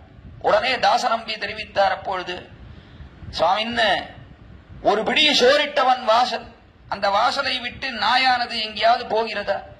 அது என்ன ஞானம் இருக்கு? ஒண்ணும் இல்லை. ஒரு பிடி சோரிட்டான் என்கிறபடினாலே ஒரு நாள் ஒரு பிடி சோரிட்டான் என்றார். அவனையே சுத்தி வருதோ இல்லையோ, அவன் என்னதான் அதை விரட்டினாலும் அந்த இடத்தையே விட்டு போவதே இல்லையே. ஒரு தாழ்ந்த ஜந்து, நிஹீனமான ஜந்து நாயானது. அப்படி இருக்கும் காலத்துல தேவரீர் தான் அதற்கு அடியனுக்கு ஞானத்தை கொடுத்து வளர்த்தி இருக்கிறது. அப்படி இருக்கும் காலத்துல நான் எங்கே செல்வேன்? உம்மை விட்டு எனக்கு போவதற்கு எங்கே கதி இருக்கிறது? நான் இடம் எங்கே இருக்கிறது? வேறு இடமும் கிடையாது, கதியும் கிடையாது என்று தெரிவித்தார். அவர் ஆச்சரியப்பட்டு போனார் முதலியாண்டான். வாரும்னு சேர்த்துக் கொண்டார் பிற்பாடுன்னு ஐதிக்கியம் பார்க்கிறோம். அதை போல இவ்விடத்துல என்னதான் கோபம் கொண்டு தாயாரானவள் அகற்றினாலும் ஒரு நாளும் குழந்தையானது அவளை விட்டு போவதில்லையோ இல்லையோ, அதே போலத்தான் என்று முதல் பாசுரத்தாலே இதை காட்டினார். நாளே திருமந்திரத்திலே சொல்லப்பட்ட பிதாபுத்திர சம்பந்தம் முதல் சம்பந்தம் அதிலே காட்டப்பட்டதோ இல்லையோ, அதை பத்தி மேலே கடைசியில விவரித்து தெரிவிக்கிறேன். ஒரு முக்கியமான அர்த்தம் இருக்கிறது. அது பிதாபுத்திர சம்பந்தம் முதல் பாசுரத்திலே தெரிவிக்கப்பட்டது இவ்விடத்திலே. அடுத்தபடியாக முதல்ல உறவுன்னு சொன்னா எந்த உறவுகள் மிகவும் முக்கியமாக இருக்கக்கூடியது என்று பார்த்தால் திருமந்திரத்திலே அதை தான் சொல்றது. பிதா சம்பந்தம் ஒண்ணு சொல்றது, அப்புறம் பர்திருபாரியா சம்பந்தம் சொல்றது. பிதாச்ச ரக்ஷகா சேஷி பர்த்தா, பர்த்தானா கணவன், கணவன் மனைவி உறவுன்னு எடுத்திருக்க அதை சொல்லுகிறது திருமந்திரம். இந்த இரண்டு உறவு தான் சொல்லப்பட்டது. அதனால இதை அடிவொற்றி வரக்கூடியதுதான் மற்ற உறவுகள் எல்லாம். மற்ற உறவுகள் இதை அடிவொற்றி வருகிறது. இப்ப தாயார் அவருக்கு பிள்ளை நாம் என்று சொன்னால் அதோட சேர்ந்தது என்ன? நம்முடைய சகோதரர்கள் என்ன? அதே போல தாயார் தந்தையர்கள் அவர்களுடைய உறவினர்கள் என்ன? அதெல்லாம் நமக்கும் அவருடைய உறவு இருக்கு என்பது அதிலே சேர்ந்து வந்து விடுகிறது. அடுத்தபடியா பாரியைன்னு ஒருத்தி நமக்கு வருகிறாள், வந்து சேர்ந்தால், அல்லது பர்த்தான்னு ஒருத்திக்கு வருகிறான் என்று சொன்னால் அப்புறம் என்ன ஆகுது? புது உறவுகள், பாரியையினுடைய உறவுகள், அதே போல பர்த்தாவினுடைய உறவுகள், அவர்கள் எல்லாம் வந்து சேருகிறார். அதே இந்த உறவுக்குள்ளே எல்லாம் அடக்கம் என்கிறபடினாலே தான் இந்த இரண்டு உறவுகள் காட்டப்பட்டது இவ்விடத்தில். அது இவ்விடத்திலே முதல்ல தாய் தாப்பன் என்று தாயாரை இட்டு உறவை சொன்னவுடனே அடுத்தபடியாக குலசேகர பெருமாளுக்கு கணவன் மனைவி உறவிலே நெஞ்சு சென்றது. அதனாலே இரண்டாம் பாசுரத்திலே இவ்விடத்திலே கணவனையே எப்படி நினைத்திருக்கிறாளோ ஒரு மனைவியானவள், அதே போலத்தான் நானும் இருக்கிறேன் வித்துவக்கோட்டம்மானே, உன்னையே நினைத்திருக்கிறேன் நான் என்று தெரிவிக்கிறாள் இரண்டாம் பாசுரத்தாலே. கண்டாரிகள் வனவே காதலந்தான் செய்திடினும் கொண்டானை அல்லால் அறியா குளமகள் போல் விண்டோய் மதில் புடை சூழ் திருத்துவக்கோட்டம்மா நீ கொண்டாடாயாகிலும் உன் குறைகளே கூறுவனே. அது அற்புதமான இரண்டாம் பாசு. அதிலே கண்டாரிகள் வனவே காதலந்தான் செய்திடனும், கண்டாரிகள் வனவே என்று காதலன் கணவன் விடத்திலே காதலன் ஏன் சொல்றாருன்னா ரொம்ப பிரீதிக்கு விஷயமானவன், இந்த பெண் பிள்ளைக்கு ரொம்ப பிரீதிக்கு விஷயமானவன், காதல் ஓடே கூடினவள் இந்த பெண் பிள்ளை. யார் விஷயத்திலே? கணவன் விஷயத்திலே. நாளே கண்டாரிகள் வரவே காதலந்தான் செய்திடனும் என்று பொதுவாக பர்திருபாரியா சம்பந்தத்திலே கணவன் மனைவின்னு சொன்னா எத்தனையோ 4 சுவருக்குள்ளே கிரகத்துக்குள்ளே எத்தனையோ சண்டை சச்சரவு இருக்கத்தான் இருக்கும். அது இல்லாமல் இருக்கவே இருக்காது. அது இருக்கத்தான் இருக்கும். ஒருத்தர் ஒன்றை சொல்லுவது, மற்றொருவர் இன்னொரை சொல்வது, இப்படி கருத்து வேறுபாடுகள், அதனாலே பேச்சுவார்த்தைகள், அது வளர்வது எல்லாம் நிறைய இருக்கும் உள்ளுக்குள்ளே. ஆனால் இது வெளியில வந்ததுன்னா அப்போ எல்லாரும் நிந்திக்கிறார். கண்டார் இகழ்வனவே காதலன் என்று கண்டார் எல்லாரும் லோகத்திலே இருக்கக்கூடியவர்கள், அவர்களுக்கு வேற வேலை இல்லை, இதையே பார்த்துட்டு இருக்க. எங்க எந்த குடும்பத்துல என்ன சண்டை வருது, சச்சரவு வருது, அப்படி இருக்கக்கூடியவர்கள் கண்டார் இகழ்வனவே காதலன். நாளை எல்லாரும் நிந்திக்கிறார். ஏன்? இந்த காதலனானவன், இந்த கணவனானவன் அவன் இருக்கானே மனைவியை போட்டு வீதியிலேயே அடிக்கிறான், வீதியிலேயே துன்புறுத்துகிறான் என்று சொன்னால் அப்பொழுது பார்க்கக்கூடியவர்கள் எல்லாம் நிந்திக்கிறார்கள். அப்படி இகழ்ந்தாலும் கூட கண்டாரிகள் வனவே காதலந்தான் செய்திடும் கொண்டானை அல்லால் அறியா குலமகள் போல், கொண்டானை அல்லால் அறியா, அவனை தவிர வேறு அறியாதவளாக இருக்கிறாள் ஒரு பெண் பிள்ளையானவள். கொண்டானை அல்லால் அறியா என்கிறபடினாலே இவள் அறிவதில்லை, அவனை தவிர வேறு எதையும் அறியாமல் இருக்கிறாள். அப்படின்னா என்ன சொல்லப்பட்டது? இவளுடைய பாதிப்பிரத்தியம் சொல்லப்பட்டது. மிகுந்த பதிவிரதையாக இருக்கிறாள் என்கிறபடினாலே அவ்விடத்திலே அந்த கணவனானவன் எவ்வளவு தாழ்ந்த செயலை செய்தாலும் இவள் விஷயத்திலே அவனை தவிர வேறு யாரையும் அறியாதவளாக இருக்கிறாள். அப்படிப்பட்ட பதிவிரதையாக இருக்கக்கூடிய ஒரு பெண் பிள்ளை. அதே போலத்தான் இவ்விடத்தை எம்பெருமானே, நீ முதல் பாசுரத்துல என்னதான் நீ கோபத்தாலே என்னை ஒதுக்கினாலும் உன்னை தவிர எனக்கு கதி கிடையாதுன்னு, இவ்விடத்துல இரண்டாவது பாசுரத்தாலே இவ்விடத்துல நீ என்னைத்தான் எத்தனைத்தான் என்னை ஒதுக்கினாலும், காதலனானவன் ஏதோ கோபம் கொண்டு ஒதுக்குகிறான் தன்னுடைய மனைவி என்று கொண்டாலும் கூட இவ்விடத்துல நான் உன்னை விடமாட்டேன் என்று, அது எப்படி இருக்கக்கூடிய அரியா குலமகள் போல்னா, குலமகள் என்கிறபடினாலே குலமகள்னா என்ன அப்படின்னா, குலமகள்னா நல்ல ஆபிசாத்தியத்தோடே கூடினவள், நல்ல குடிப்பிறப்பிலே இருக்கக்கூடியவள், ஒரு குடிப்பிறப்போடே கூடினவள் என்று சொன்னாள். அப்படிப்பட்டவள் என்ன பண்றா அப்படின்னா ஒரு நாளும் கணவனை விட்டு போவதே கிடையாது அவள். அப்படிப்பட்டவளாக இருக்கிறாள். அவனை தவிர வேறு எதையுமே அறியாத பதிவிரதையாக இருக்கிறாள். அது அவளுடைய குலத்தாலே வந்தது. அதே போலத்தான் குலசேகர ஆழ்வாருடைய குலம் எது என்றால் பிரபன்னர் குலம். பிரபன்னர் குலத்திலே பிறந்த குலசேகர ஆழ்வார் எம்பெருமானை தவிர வேறு எதையாவது அறிந்தவரா என்றால் அறியாமல் இருக்கக்கூடியவர். அவனையே தனக்கு பர்த்தாவாக கொண்டிருக்கிறார். இவர் தம்மை பாரியை ஸ்தானத்திலேயும் எம்பெருமானையே பர்த்தா ஸ்தானத்திலேயும் கொண்டிருக்கிறபடினாலே ஒரு நாளும் அவனை விட்டு போக மாட்டார். அதைத்தான் இங்கே திருஷ்டாந்தமாக காட்டுகிறார். இரண்டாம் பாசுரத்தாலே அறியா குலமகள் போய் விந்தோய் மதில் புடைசூழ் வித்துவக்கோட்டம்மான் என்றால் விந்தோய் மதில் புடைசூழ் என்று ஆச்சரியமா ஆகாசம் மடவும் மடாவி இருக்கக்கூடிய மதில்களாலே சூழப்பட்ட வித்துவக்கோடு, அந்த வித்துவக்கோட்டம்மா என்று வித்துவக்கோடிலே இருக்கக்கூடிய சுவாமியே என்று இங்கே அழைக்கிறார். அவ்விடத்திலே வந்து தங்கியிருக்கிறான் எம்பெருமான். இங்கே வந்து தங்கியிருக்கிறான், இந்த திவ்யதேசத்திலே வந்து தங்கியிருக்கிறான். எதை போலேனா ஆச்சரியமா பெரியவாச்சான் பிள்ளை திருஷ்டாந்தம் காட்டினார். சக்கரவர்த்தி திருமன் வந்து மிதிலையிலே புறச்சோலையிலே தங்கினா போலே, புறச்சோலையிலே அங்க விஸ்வாமித்திரர் ராஷின் வரார். தாடகையும் சுபாகு மாரீச்சர்கள் இவர்களுடைய வதத்தை எல்லாம் முடித்து விஸ்வாமித்திரர் ராஷின் வரார். மிதிலை நோக்கி வரும் காலத்துல அங்கே புறச்சோலையிலே தங்கி பிற்பாடு அவ்விடத்திலே சதானந்தர் அழைத்து வருகிறார் மிதிலைக்குள்ளே என்று விருத்தாந்தம் பார்க்கிறோம். அவன் எங்கே எப்படி சக்கரவர்த்தி திருமன் அங்கே தங்கி இருந்தானோ சீதா பிராட்டியை கை கொள்ள வேண்டும் என்கிறபடினாலே, அதே போலத்தான் இவ்விடத்திலே குலசேகராழ்வாரை கை கொள்ள வேண்டும் என்றுதான் வந்திருக்கிறான். ஆனாலும் அங்கேயே தங்கி இருக்கான். எங்க வித்துவ கோட்டில அங்கேயே தங்கி இருக்கிறான் எம்பெருமான். அவ்விடத்திலிருந்து வரவில்லையே என்னை கொள்வதற்கு. அதனாலே நான் வேற இடத்துக்கு செல்வேன், நான் ஒரு நாளும் செல்ல மாட்டேன், வேற எதையுமே அறியாத குடமகள் போலே நான் இருக்கிறேன் என்று திருஷ்டாந்தமாக்கி காட்டுகிறார். நீ கொண்டாடாய் ஆகிலும் என்று, அப்படிப்பட்ட நீ கொண்டாடாய் ஆகிலும், கொண்டு ஆள் என்னை ஆளாக கொண்டாய் ஆள் ஆகிலும் என்று, என்னை ஆளாக நீ கொள்ளவில்லை என்று சொன்னாலும் உன் குறைகளே கூறுவனே. உன்னுடைய குறைகளல் இருக்க சப்திக்கக்கூடிய ஆச்சரியமான கடல் திருவடித்தாமரைகள், அதையே நான் கூறுவேனே தவிர வேறொன்றை சொல்ல மாட்டேன், அதையே தான் தெரிவிப்பேன். நான் உன்னுடைய திருவடித்தாமரைகள் என்ன திருவடி என்ன திருவடி என்று அதிலேயே நோக்காக இருப்பேன். எப்படி ஒரு பெண் பிள்ளையானவள் தன்னுடைய காதலன் அவன் செய்யத்தகாத காரியங்களை செய்தாலும் கூட அவனை விட்டு பிரியாமல் அவனுடைய காலடியிலேயே அதையே நினைத்து அதையே பேசி எப்படி கிடப்படோ ஒரு பதிப்பிரதையானவள், அதை போலேதான் நான் என்று இவ்விடத்திலே தெரிவிக்கிறார் குலசேகர பெருமாள் 2ஆம் பாசுரத்தாலே என்று ஆச்சரியமாக அர்த்தத்தை பார்க்கிறோம். அதற்கு மேலாக இவ்விடத்துல இங்கே ஆழ்வார் இப்பொழுது பர்திருபாரியா சம்பந்தத்தை தெரிவித்தார். அப்படி தெரிவித்த பிற்பாடு இங்கே 3ஆம் பாசுரத்தாலே அடுத்தபடியாக இருக்கக்கூடியவன் ரக்ஷகன் என்று சொல்லக்கூடியவன் யார்னா, அடுத்தது யார்னா ஒரு ராஜாவானவன், அரசனானவன், அரசனிடத்திலே நெஞ்சு சென்றது அரசனானவன். அவன் கொடுங்கோல் ஆட்சி செய்கிறான். இங்க எல்லாரும் எப்படி இருக்கா, செய்யத்தகாத காரியத்தை செய்யக்கூடியவர்கள். அதிலே தாயார் குழந்தையிடத்திலே நடந்து கொள்ளக்கூடாத விடத்திலே நடந்து கொள்கிறாள். அதுவும் எப்படின்னா, அது முடிந்தால் அப்படி தாயார் ஒரு நாளும் நடந்துக்க மாட்டா. இன்ற தாய் அகத்திடினும்னு காட்டினார்.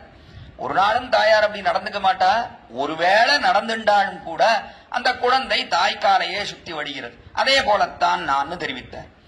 2ஆம் பாசுரத்துல அதே போல ஒரு கணவனானவன் செய்யத்தகாத காரியத்தை செய்தாலும் பதிவிரதையான மனைவியானவள் அவள் எப்படி கணவனை விடுவதில்லையோ அதே போலத்தான் நான் தெரிவித்தார்.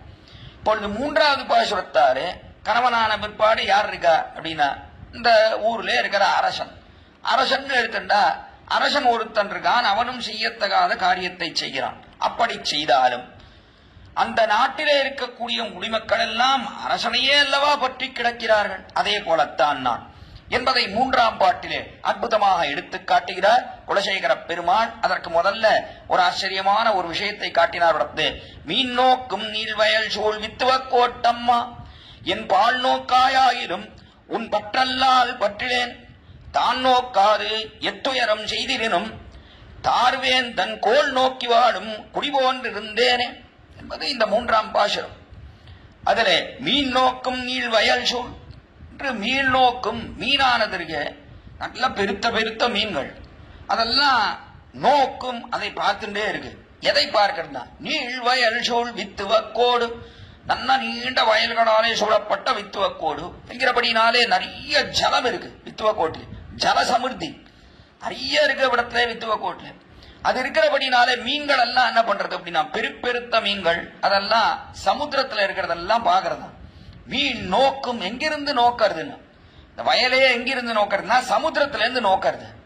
அங்கிருந்து எதை பார்க்கிறதுனா, ஒருவேளை சமுத்திர ஜலம் வத்தினால், சமுத்திர ஜலம் எங்கேயாவது ஒத்துமா, ஒருவேளை இந்த ஜலம் வத்தி விட்டது என்று சொன்னால் நாம் போய் அங்க சேர்ந்து விடலாம்னா, வித்துவக்கோட்டில போய் சேர்ந்து விடலாம். அங்க நிறைய ஜலம் இருக்கு, ஜலசமிருத்திக்கு குறவே இல்லை வித்துவக்கோடில. அதனாலே அங்கு போய் நாம் சேரலாம் என்று நினைக்கிறது மீன்கள் எல்லாம். அப்படிப்பட்ட ஜலசமிருத்தியோட கூடின ஆச்சரியமான திவதேசம். அநேகமா கேரளா திவதேசங்களுக்கே போனா என்ன, நிறைய நீர் வாய்ப்பு இருக்கு, நிழல் வாய்ப்பும் நீர் வாய்ப்பும் சோலைகளும் சூழ்ந்திருக்கிறதுன்னு பாருங்க, ரொம்ப பரம போக்கியமா இருக்கு, நிறைய நீர் இருக்கு. நாளே அப்படிப்பட்ட நீர் நிறைய சூழ்ந்திருக்கிறபடினாலே அந்த இடத்துக்கு போயிடலாம்னா என்று மீனானது பார்க்கிறது. மீன் நோக்கும் நீள்வயல் சூழ் வித்துவக்கோட்டம்மா, அப்படிப்பட்ட ஆச்சரியமான திருவித்துவக்கோடிலே எழுந்தருளி இருக்கிறாயே நீ பெருமானே வித்துவக்கோட்டம்மா, என் பால் நோக்காயாகிலும் உன் பற்றல்லால் பற்றினேன், என் பால் நோக்காயாகிலும் என்று என்பால் என்று என் விஷயத்திலே நோக்காயாகிலும் நீ பார்க்கவில்லை என்று சொன்னாலும் மீன் என்னவோ வித்துவ கொடையே பார்த்துட்டு இருக்கு. அதே போலத்தான் நானும் பார்த்துட்டு இருக்கேன், வித்துவ கொடையே ஆனா நீ என்னை பார்க்கவில்லை என்று சொன்னாலும் என்பால் நோக்காயாகிலும் உன் பற்றல்லால் பற்றிலேன். உன்னுடைய பற்று இருக்கேன், அதை ஒரு நாளும் நான் விடமாட்டேன். உன்னுடைய பற்று அதையே நான் பற்றி கிடப்பேனே தவிர வேறொன்று கிடையாது. பற்றல்லால் பற்றில்லை, எனக்கு அதுதான் மிகவும் சிறந்தது. எனக்கு உன்னை விட்டு போவதற்கு வேறு இடம் உண்டா? வேற யாரும் கிடையாது விடத்திலே. உன்னையே பற்றி இருக்கிறேன். எனக்கு நான் ஆடா என்றால் கிடையாது. நான் என்னை ரட்சித்துக் கொள்ள முடியுமா? முடியாது. மற்ற பேர் ரட்சிக்கக்கூடியவர்கள் இருக்கானா? எல்லாரும் அசமத்தர்கள், யாருக்கும் ரட்சிக்க முடியாது லோகத்தில் இருக்கிறவன். சரி, அதையெல்லாம் விட்டுட்டு இதர தேவதைகள் ரட்சிப்பார்களா அப்படின்னு பார்த்தா, இதர தேவதைகள் அவர்களே தங்களை தாங்களே ரட்சித்துக் கொள்ள முடிவதில்லை. நாளை அவர்கள் எல்லாம் என்ன பண்றா? உன்னை தேடி வருகிறார்கள், உன்னிடத்தானே லட்சணத்தை நாடி வருகிறார்கள். பிரம்மாவோ ருத்ரனோ இந்திரனோ சந்திரனோ குபேரனோ யாரா இருந்தாலும் அவர்களுக்கு ஆபத்துன்னு வந்ததுன்னா எம்பெருமான் இடத்திலே தானே வருகிறார்கள். வேறு யாரை பற்றுகிறார்கள்? அவர்கள் வேறு யாரையும் பற்றுவது கிடையாது. பிரம்மாவுக்கு வேதம் போயிற்று, வேதத்தை இழந்தான். கடைசியிலே வந்து சேர்ந்தது எம்பெருமானிடத்திலே. எம்பெருமானே, வேதத்தை இழந்தேன், நான் ஐஸ்வர்யத்தை இழந்தேன். வேதாமே பரமம் சக்ஷு, வேதாமே பரமம் தனம் என்று ஐஸ்வர்யத்தையும் அதே போல கண்ணையும் இழந்தேன் என்று வேதம் வேண்டி வந்தான் பிரம்மா. அதே போல ருத்ரனானவன் அவன் கபாலம் கையுமாக திரிந்தான். பிரம்மா அவனுடைய தலையை கிள்ளி கபாலம் கையுமாக திறந்தான். கடைசியிலே எம்பெருமானிடத்திலே தான் வந்து பிரார்த்தித்தான். அதே போல இந்திரன் தனக்கிட்ட ராஜ்யத்தை எல்லாம் இழந்தான். இழந்து கடைசியிலே மகாபலியிடத்திலே இழந்து எம்பெருமானிடத்திலே வந்து பிரார்த்தித்தான். இதை போல அவர்கள் யாரையாவது பற்றலாமா என்று சொன்னால் அவர்களுக்கெல்லாம் சாமர்த்தியம் கிடையாது நான் என்னை ரட்சிப்பதற்கு.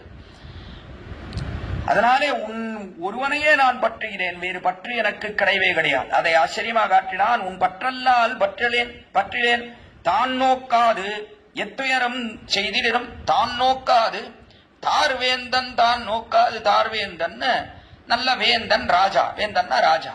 இந்த ராஜாவானவன் அவன் நல்ல மாலையிட்டு இருக்கான். எதுக்கான?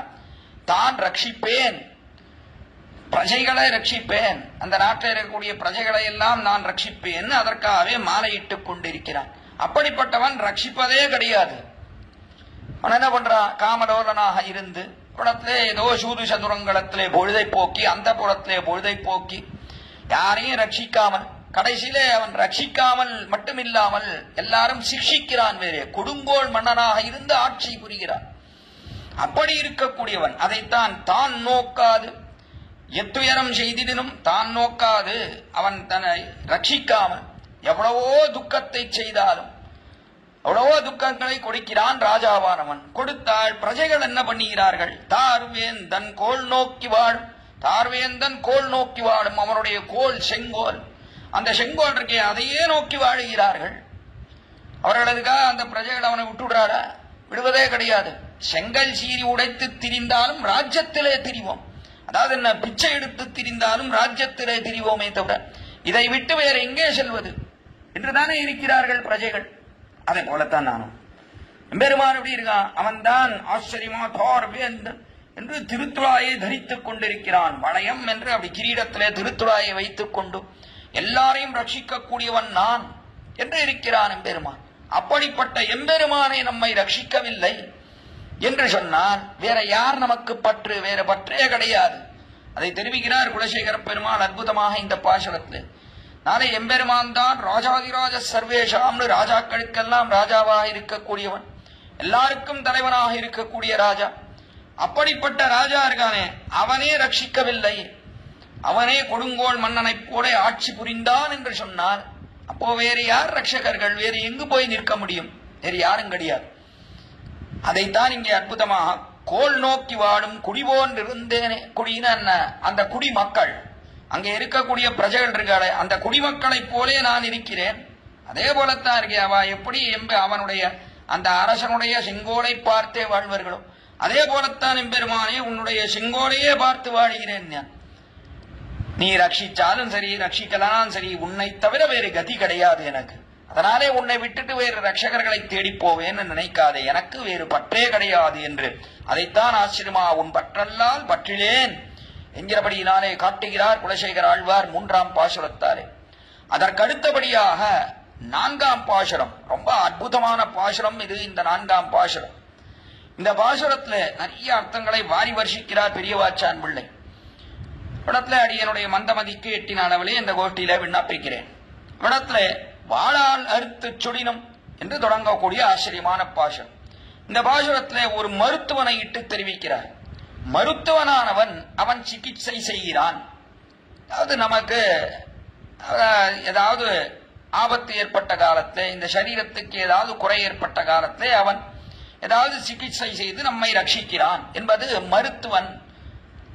அந்த மருத்துவன் அவன் விஷயமாக தெரிவிக்கிறார். இடத்துல எம்பெருமானும் எப்படி இருக்கிறான் என்றால், மருத்துவனா இன்ன மாமன் இவண்ணா என்று மருத்துவனாக இருக்கிறான். வைத்தியோ நாராயணோ ஹரிஹி என்று வைத்தியன் நாராயணன் தான். அப்படிப்பட்ட வைத்தியன் அவன் விஷயமாக இட்டு ஒரு திருஷ்டாந்தத்தை இட்டு ஆச்சரியமா காட்டுகிறார் இந்த பாசுரத்தாலே. வாழாள் அறுத்து சுடினும் மருத்துவன் பால் மாடாத காதல் நோயாளன் போல் மாயத்தாள் மீளாத்துயர் தரினும் வித்துவ கோட்டம்மா நீ ஆறா உனதருளே பார்ப்ப நடியேனே. அது ஆச்சரியமான பாசுரம், நான்காம் பாசுரம். அதிலே வாடாள் துயர் தரினும் மருத்துவன் பால் வாடா துயர் தரினும் என்று வாடாள் வாடாலே துயர் தருகிறான், சிகிச்சை பண்ணணும். என்ன பண்றான் அப்படின்னா, அவன் இருக்கானே ஒரு இடத்தை அறுக்கிறான். அறுத்து அந்த இடத்துல இருக்கக்கூடிய ஏதோ ஒரு கட்டியோ ஏதோ ஒண்ணு ஏதோ ஒரு ஆபரேஷன், அதான் இங்கே சொல்லக்கூடிய சிகிச்சை, ஆங்கிலத்துல ஆபரேஷன். அந்த ஆபரேஷன் இருக்கானே அதை பண்ணுகிறான் ஒரு மருத்துவன், வைத்தியன், டாக்டர்னு சொல்லணும். அவன் பண்ணினான்னு சொன்னா பெரிய பெரிய சர்ஜன் எல்லாம் பார்க்கிற மொழி ஆங்கிலத்துல. அப்படிப்பட்டவன் அவன் இருக்கானே அறுக்கிறான். அறுத்து காரியம் பண்ணினா உடனே நியாயமா என்ன ஏற்படணும்? அநியாயம் படுவாய், என்னுடைய காலை போய் அறுத்துட்டான், என்னுடைய கையை போய் அறுத்தான் என்றெல்லாம் சொல்ல வேண்டும், அவனை நிந்திக்க வேண்டும். நியாயமா அடுத்த வினாதி அவனை பார்க்க போவே கூடாது. ஏதோ ஒரு உடம்பு முடியலன்னு வச்சுப்போம், இப்போ மயங்கி போடுறாரு, யாருக்குமே தெரியல, கூட்டின்னு போய் ஹாஸ்பிட்டல்ல சேர்த்து விடுறான். சேர்த்த பிற்பாடு வைத்தியன் என்ன பண்றான் அப்படின்னா, இவர் உயிருக்கே ஆபத்து, ஏதோ ஒரு கட்டி இருக்கு, உயிருக்கே ஆபத்து, இந்த கட்டியை உடனே நீக்க வேண்டும் என்று சொல்லி இவர் மயக்க இருக்கும் போதே இன்னும் மயக்க மருந்தை கொடுத்து கட்டியை சிகிச்சை பண்ணி எடுத்து விடுறான். எடுத்த பிற்பாடு இவர் இருக்காரே பார்க்கிறார். எழுந்து பார்த்துட்டு என்ன ஆச்சு, மயக்கம் எல்லாம் தெளிந்து பார்த்தா என்ன ஆச்சு, நான் எங்கே இருக்கேன், மயங்கிட்டே ஒரு கட்டி இருந்தது, ஆபரேஷன் பண்ணி எடுத்தாச்சு, இப்ப பரவாயில்ல சுகமா இருக்கேன் என்று தெரிவிக்கிறான். தெரிவித்த உடனே எங்கேயாவது அவன் சொல்லுகிறான், அடுத்தபடியா அந்த வைத்தியன் சொல்றான், இப்ப பரவாயில்ல, அடுத்த செக்அப் மறுபடியும் என்ன பார்க்க வரணும், ஒரு வாரம் கழிச்சு பார்க்க வரும், போயிட்டு இன்னைக்கு ஹாஸ்பிட்டல்ல இருந்து டிஸ்சார்ஜ் பண்றேன், வெளியில போயிடலாம், நீ வீட்டுக்கு போயிடலாம், போயிட்டு ஒரு வாரம் கழிச்சு திரும்பி வரும் என்று சொன்னாள். படுபாவி, என்னை போய் அறுத்தாயே நீ, என் கையையோ காலையோ ஏதோ ஒண்ணு காலில் கட்டின்னு வச்சுப்போம், காலை அறுத்தாயே நீ, உன்னை போய் பார்க்க வரணும்னு தெரிவிக்கிறாயே, படுபாவி, உன்னை என்ன பண்றேன் பார் என்று யாராவது ஒருத்தன் சொல்லுகிறானா? சொல்வதில்லையே லோகத்துல. அவன் நான் ஒரு வாரம் கழிச்சு வானா, பாடா என்னுடைய கட்டியை நீக்கினாயே, நீதான் பரமாத்மான அவன் காலில் விடறான் தானே லோகத்துல பண்ற. லோகத்துல பண்ணக்கூடியது என்ன அப்படின்னா, இதைத்தான் செய்கிறார்கள். மருத்துவனானவன் இவனுக்கு என்னைத்தான் வாழாலே துயர் தடினும் என்று இவனுக்கு துக்கத்தை கொடுத்தாலும் கூட, வாழால் அறுத்து சுடினும், அறுத்தும் சுட்டும், வாழாலே அறுக்கிறான், சுடுறான், எல்லாம் பண்றான், இதெல்லாம் சிகிச்சை பண்ணுகிறான் வைத்தியனானவன். அப்படி இருந்தாலும் மருத்துவன் பால் மாளாத காதல், மருத்துவனிடத்திலே மாறாத காதல், காதல் இருக்கே போவதே இல்லைன்னா, மருத்துவனிடத்திலே உண்டான காதல் இருக்கே, அவனிடத்திலே உண்டான காதல் பிரீத்தி விசேஷம், அது போவதே கிடையாது ஒருத்தனுக்கு லோகத்துல. எப்பவும் அவனை பத்தியே பேசிட்டு இருக்கான். அந்த வைத்தியன் இருக்கானே ரொம்ப சாமர்த்தியசாலினா, நல்ல வேளை அந்த சரியான காலத்துல எனக்கு வாடால் அறுத்து சுட்டானோ, இன்னைக்கு நான் உயிர் பிடிச்சிருக்கேன், இல்லைன்னா உயிர் போயிருக்கும், எனக்கு உயிர் பிழைத்திருக்க மாட்டேன் இல்லையே. அவன் ஏதோ அந்த காரியத்தை செய்தபடினாலே இப்பொழுது நான் உயிர் தரித்திருக்கிறேன் என்று அந்த வைத்தியனை கொண்டாடுறான். போறவங்க வரவங்கிட்ட எல்லாம் சொல்றான், டே ஏதாவது உனக்கு வியாதினா அவங்கிட்ட போன்ற. அந்த அறுத்தானே சுட்டானே அவரிடத்துல போய் யாராவது போவாடா அப்படின்னா உயிர் பிழைத்தது என்றான். அதனால இடத்துல அவன் அறுத்து சுட்டாலும் அந்த வைத்தியனிடத்துல இவனுக்கு மிகுந்த காதல் இருக்கு. அது என்ன மாறாத காதல், மாறாத காதல், அந்த காதல் போவதே கிடையாதுன்னா, எத்தனை காலமானாலும் இந்த காதல் போவதே கிடையாது. அப்படிப்பட்ட காதல் அவனிடத்திலே இருக்கிறது. இவன் சாகும் பரியந்தம் அந்த வைத்தியனை மறப்பதே இல்லைன்னா, மனைவியோ கணவனையோ மறந்து விடுறான், ஆனா அந்த வைத்தியனை மறப்பதில்லை. ஏன் அப்படின்னா அவனிடத்துல அவ்வளவு ஈடுபாடு, என்னுடைய உயிரை கொடுத்தான்னா எனக்கு, இல்லைன்னா உயிர் போயிருக்கும், இந்த கட்டியாலே மிகுந்த ஆபத்து ஏற்பட்டிருக்கும்னு அவனிடத்திலே மிகுந்த காதல் கொள்கிறான் லோகத்திலே இருக்கக்கூடிய ஒருத்தன். அதைத்தான் மாடாதகாரன் நோயாளன் போல், அப்படிப்பட்ட நோயோடே கூடினவன் போலே நான் இருக்கிறேன். நாளே நீ என்னடா இங்கே எம்பெருமான் என்ன சிகிச்சை பண்றான் அப்படின்னா, இவ்விடத்துல எம்பெருமான் எத்தனையோ துக்கங்களை கொடுக்கிறான் நமக்கு. இந்த துக்கங்களை எல்லாம் கொடுத்தால் அப்பொழுது எத்தனை கஷ்டம் வந்தாலும் கூட இடத்துல எம்பெருமானிடத்திலே மிகுந்த விசுவாசம் இருக்க வேண்டும் நமக்கு. அதைத்தான் காட்டுகிறார் இங்கே குலசேகர பெருமாள். மிகவும் முக்கியமான பாட்டு இது. இந்த விசுவாசம் அது குலைந்து போய்விடுகிறது நமக்கு. என்ன துக்கங்கள் வரும் காலத்துல என்ன ஏற்படுறது அப்படின்னா, பொறுக்க முடிவதில்லை. என்ன பண்றது, ரொம்ப கஷ்டம். துக்கம் வந்ததுன்னா தாங்க முடியறதில்லை. நமக்கு என்ன சக்தி இருக்கிறதா, நமக்கு என்ன விசேஷமான ஞானம் இருக்கா, ஆனால் பொறுக்க முடியாத தன்மை ஏற்படுகிறது. நாளே இந்த துக்கத்தை தாங்குவது என்பது ரொம்ப கஷ்டமா இருக்கும் இல்லையோ. நாளே அப்படியெல்லாம் துக்கத்தை கொடுத்தாலும் கூட எம்பெருமானிடத்திலே மிகுந்த விசுவாசம் இருக்க வேண்டும். என்ன விசுவாசம்? நம்மை திருத்துவதற்காக இப்படி துக்கத்தை கொடுத்திருக்கிறான் நமக்கு. நாம் செய்யத்தகாத காரியம் எதையோ செய்திருக்கிறோம், அதனாலே இந்த துக்கத்தை அனுபவிக்கிறோம். இனி செய்யத்தகாத காரியங்களை நாம் செய்யக்கூடாது என்று உணர வேண்டும் என்கிறபடினாலே நம்மை சிக்ஷித்திருக்கிறான் எம்பெருமான் என்று கொள்ள வேண்டும். நம்முடைய கர்மத்துக்கு பலனை கொடுத்திருக்கிறான். என்ன செய்வது? இங்கே துக்கத்தை கொடுக்கிறான் என்றால் அது கர்மத்துக்கு பலனை கொடுத்திருக்கிறான். மேலே நமக்கு உயர்ந்த இடத்தை கொடுப்பன், பரமபதத்தை கொடுப்பன். அப்படிதானே நினைக்கிறான் வைத்தியன் விஷயத்துல. நமக்கு கட்டியை போக்கினான் என்று சொன்னான். அப்பொழுது என்ன ஏற்படுறது அப்படின்னா, நமக்கு உயிரை கொடுத்தான், நமக்கு சிகிச்சை பண்ணினான், உயிரை கொடுத்தான். அதே போலத்தான் இங்கே புண்ணியபாப ரூபமான கர்மங்கள், அதற்கு சேர உண்டான சுகதுக்கங்களை நாம் அனுபவிக்கிறோம். இந்த லோகத்திலே அனுபவிக்கும்படியாக எம்பெருமான் பண்ணுகிறான். எத்தனையோ கஷ்டங்களை கொடுக்கிறான். கஷ்டங்களை கொடுத்தால் கடனே கடைசியில என்ன பண்றான் அப்படின்னா, தன்னோடைய சேர்த்துக் கொள்கிறான் எம்பெருமான். இங்கே எப்படி ஒரு கத்தியாலே அறுத்து சுட்டால் கடைசியிலே உயிர் கொடுக்கிறானோ வைத்தியன், அதே போலத்தான் இந்த ஜீவாத்மாவுக்கு உயிரை கொடுக்கக்கூடியவனாக இருக்கிறான் எம்பெருமான் கடைசியிலே. அதாவது உயிரை கொடுக்கக்கூடியவன் என்ன, கடைசியிலே எல்லையற்ற ஆனந்தத்தை கொடுக்கக்கூடியவனாக இருக்கிறான் என்பதை அற்புதமாக காட்டுகிறார் இந்த பாசுரத்தாலே. ஆச்சரியமா நடந்த ஒரு விற்த்தாந்தம், ஒரு ஐதிஹ்யத்தை எடுத்து காட்டுகிறார் பெரியவாச்சான் பிள்ளை விடத்துல. இந்த காலத்துல திருவரங்கம் பெரிய கோயிலுக்கு சமீபத்தில் இருக்கக்கூடியது தொட்டியம் திருநாராயணபுரம் என்கிற ஆச்சரியமான ஒரு திவதேசம். இந்த தொட்டியம் திருநாராயணபுரம் அபிமான ஸ்தலம். அந்த இடத்துல காலத்திலே பிள்ளை திருநறையூர் அரையர் அவர் எழுந்தருளி இருந்தார். தம்முடைய குடும்பத்துடன் தொட்டியம் திருநாராயணபுரம் அவ்விடத்திலே எழுந்தருளி இருந்தார். வேதநாராயண பெருமாள் என்று அத்தியாச்சரியமாக காவேரி கரையிலே சைன திருக்கோலத்திலே எழுந்தருளி.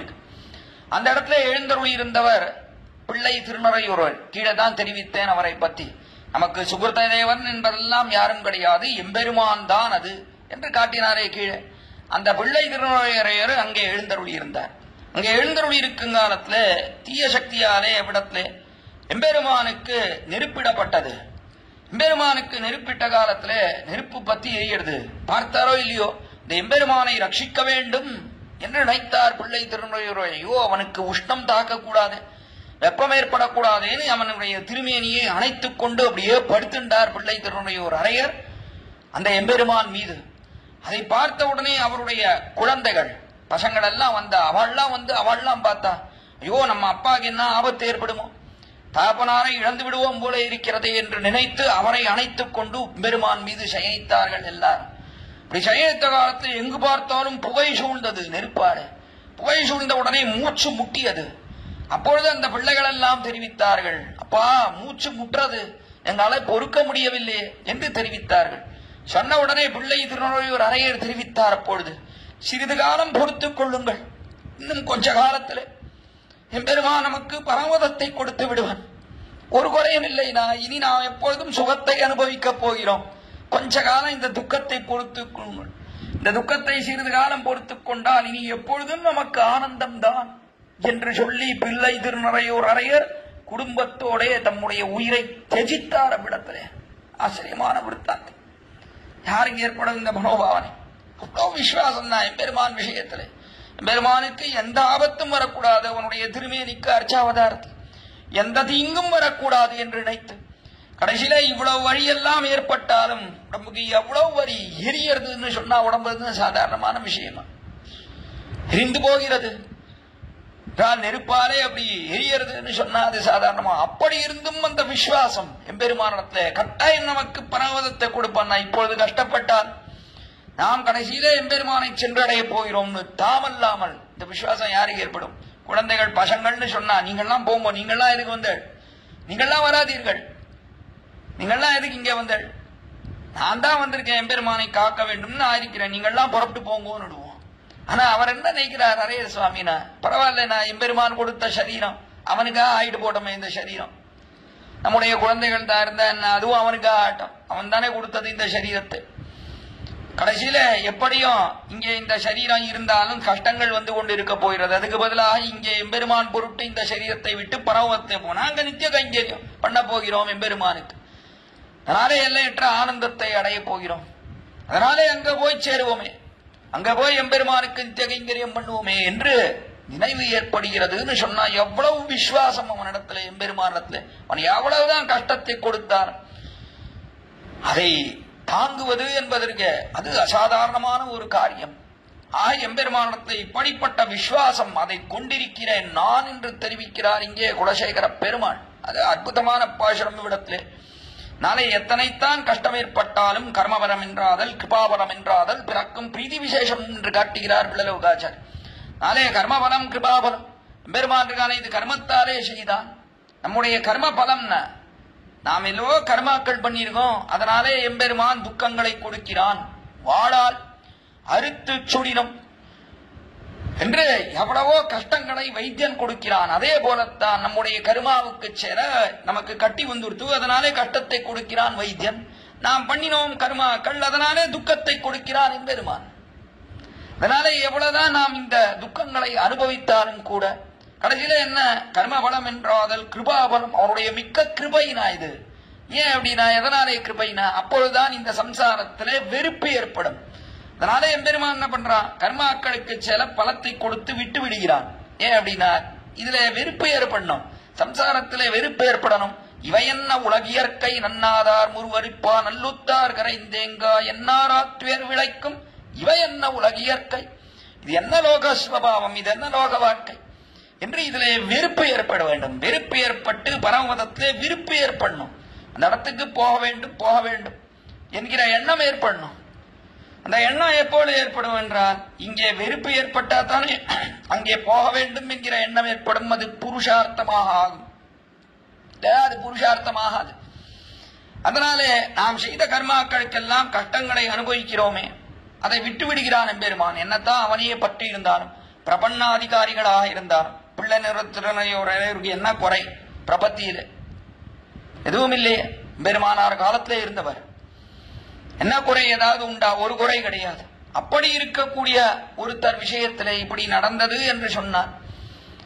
அப்பொழுது அங்கே பிரபன்னாதிகாரிகள் சொன்னா என்ன, எம்பெருமான் கையே எதிர்பார்த்து இருக்கக்கூடியவர்கள். அதனாலே எம்பெருமான் மேலே நமக்கு நன்மையை பண்ணுகிறான். இப்பொழுது எத்தனைதான் கஷ்டம் கொடுத்தாலும் கூட இதிலே வெறுப்பு ஏற்பட வேண்டும், அதிலே விருப்பு ஏற்பட வேண்டும் பரமபதத்திலே என்கிறபடினாலே கிருபையாலே செய்த காரியம் என்று கர்ப்பபலம் என்னாலும் கிருபாபலம் என்றாதார் பிறக்கும் பிரீத்தி விசேஷம், அதனாலே ஏற்படக்கூடிய பிரீத்தி எம்பெருமான் விஷயத்திலே. நாளே எம்பெருமான் இடத்துல எப்படி இருக்க வேண்டும் என்று சொன்னால், ஒரு வைத்தியனானவன் அவன் நம்மை அறுத்து சுட்டாலும் அந்த வைத்தியனிடத்திலே மாறாத காதல் கொள்கிறானே ஒருத்தன், அதே போலத்தான் நமக்கு எத்தனைத்தான் துக்கங்களை இங்கே கொடுத்தாலும் எம்பெருமான் அவனிடத்திலே மாறாத காதல் கொள்ள வேண்டும்.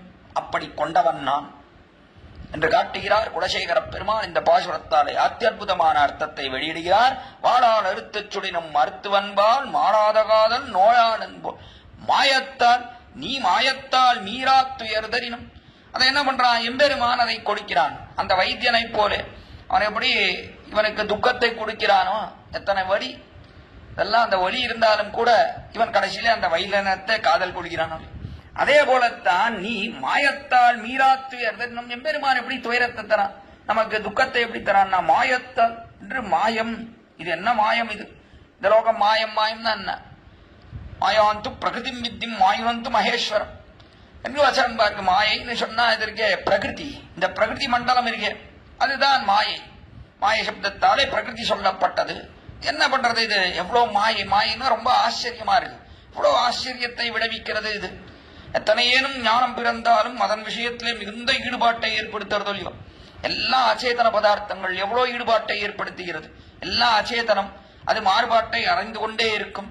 ஒரு நாள் இல்லை ஒரு நாள் அழிந்து போய்விடும் என்றெல்லாம் நாம் அறிந்திருந்தாலும் கூட அதனிடத்திலே எத்தனை பிரீதியை நாம் செலுத்துகிறோம்.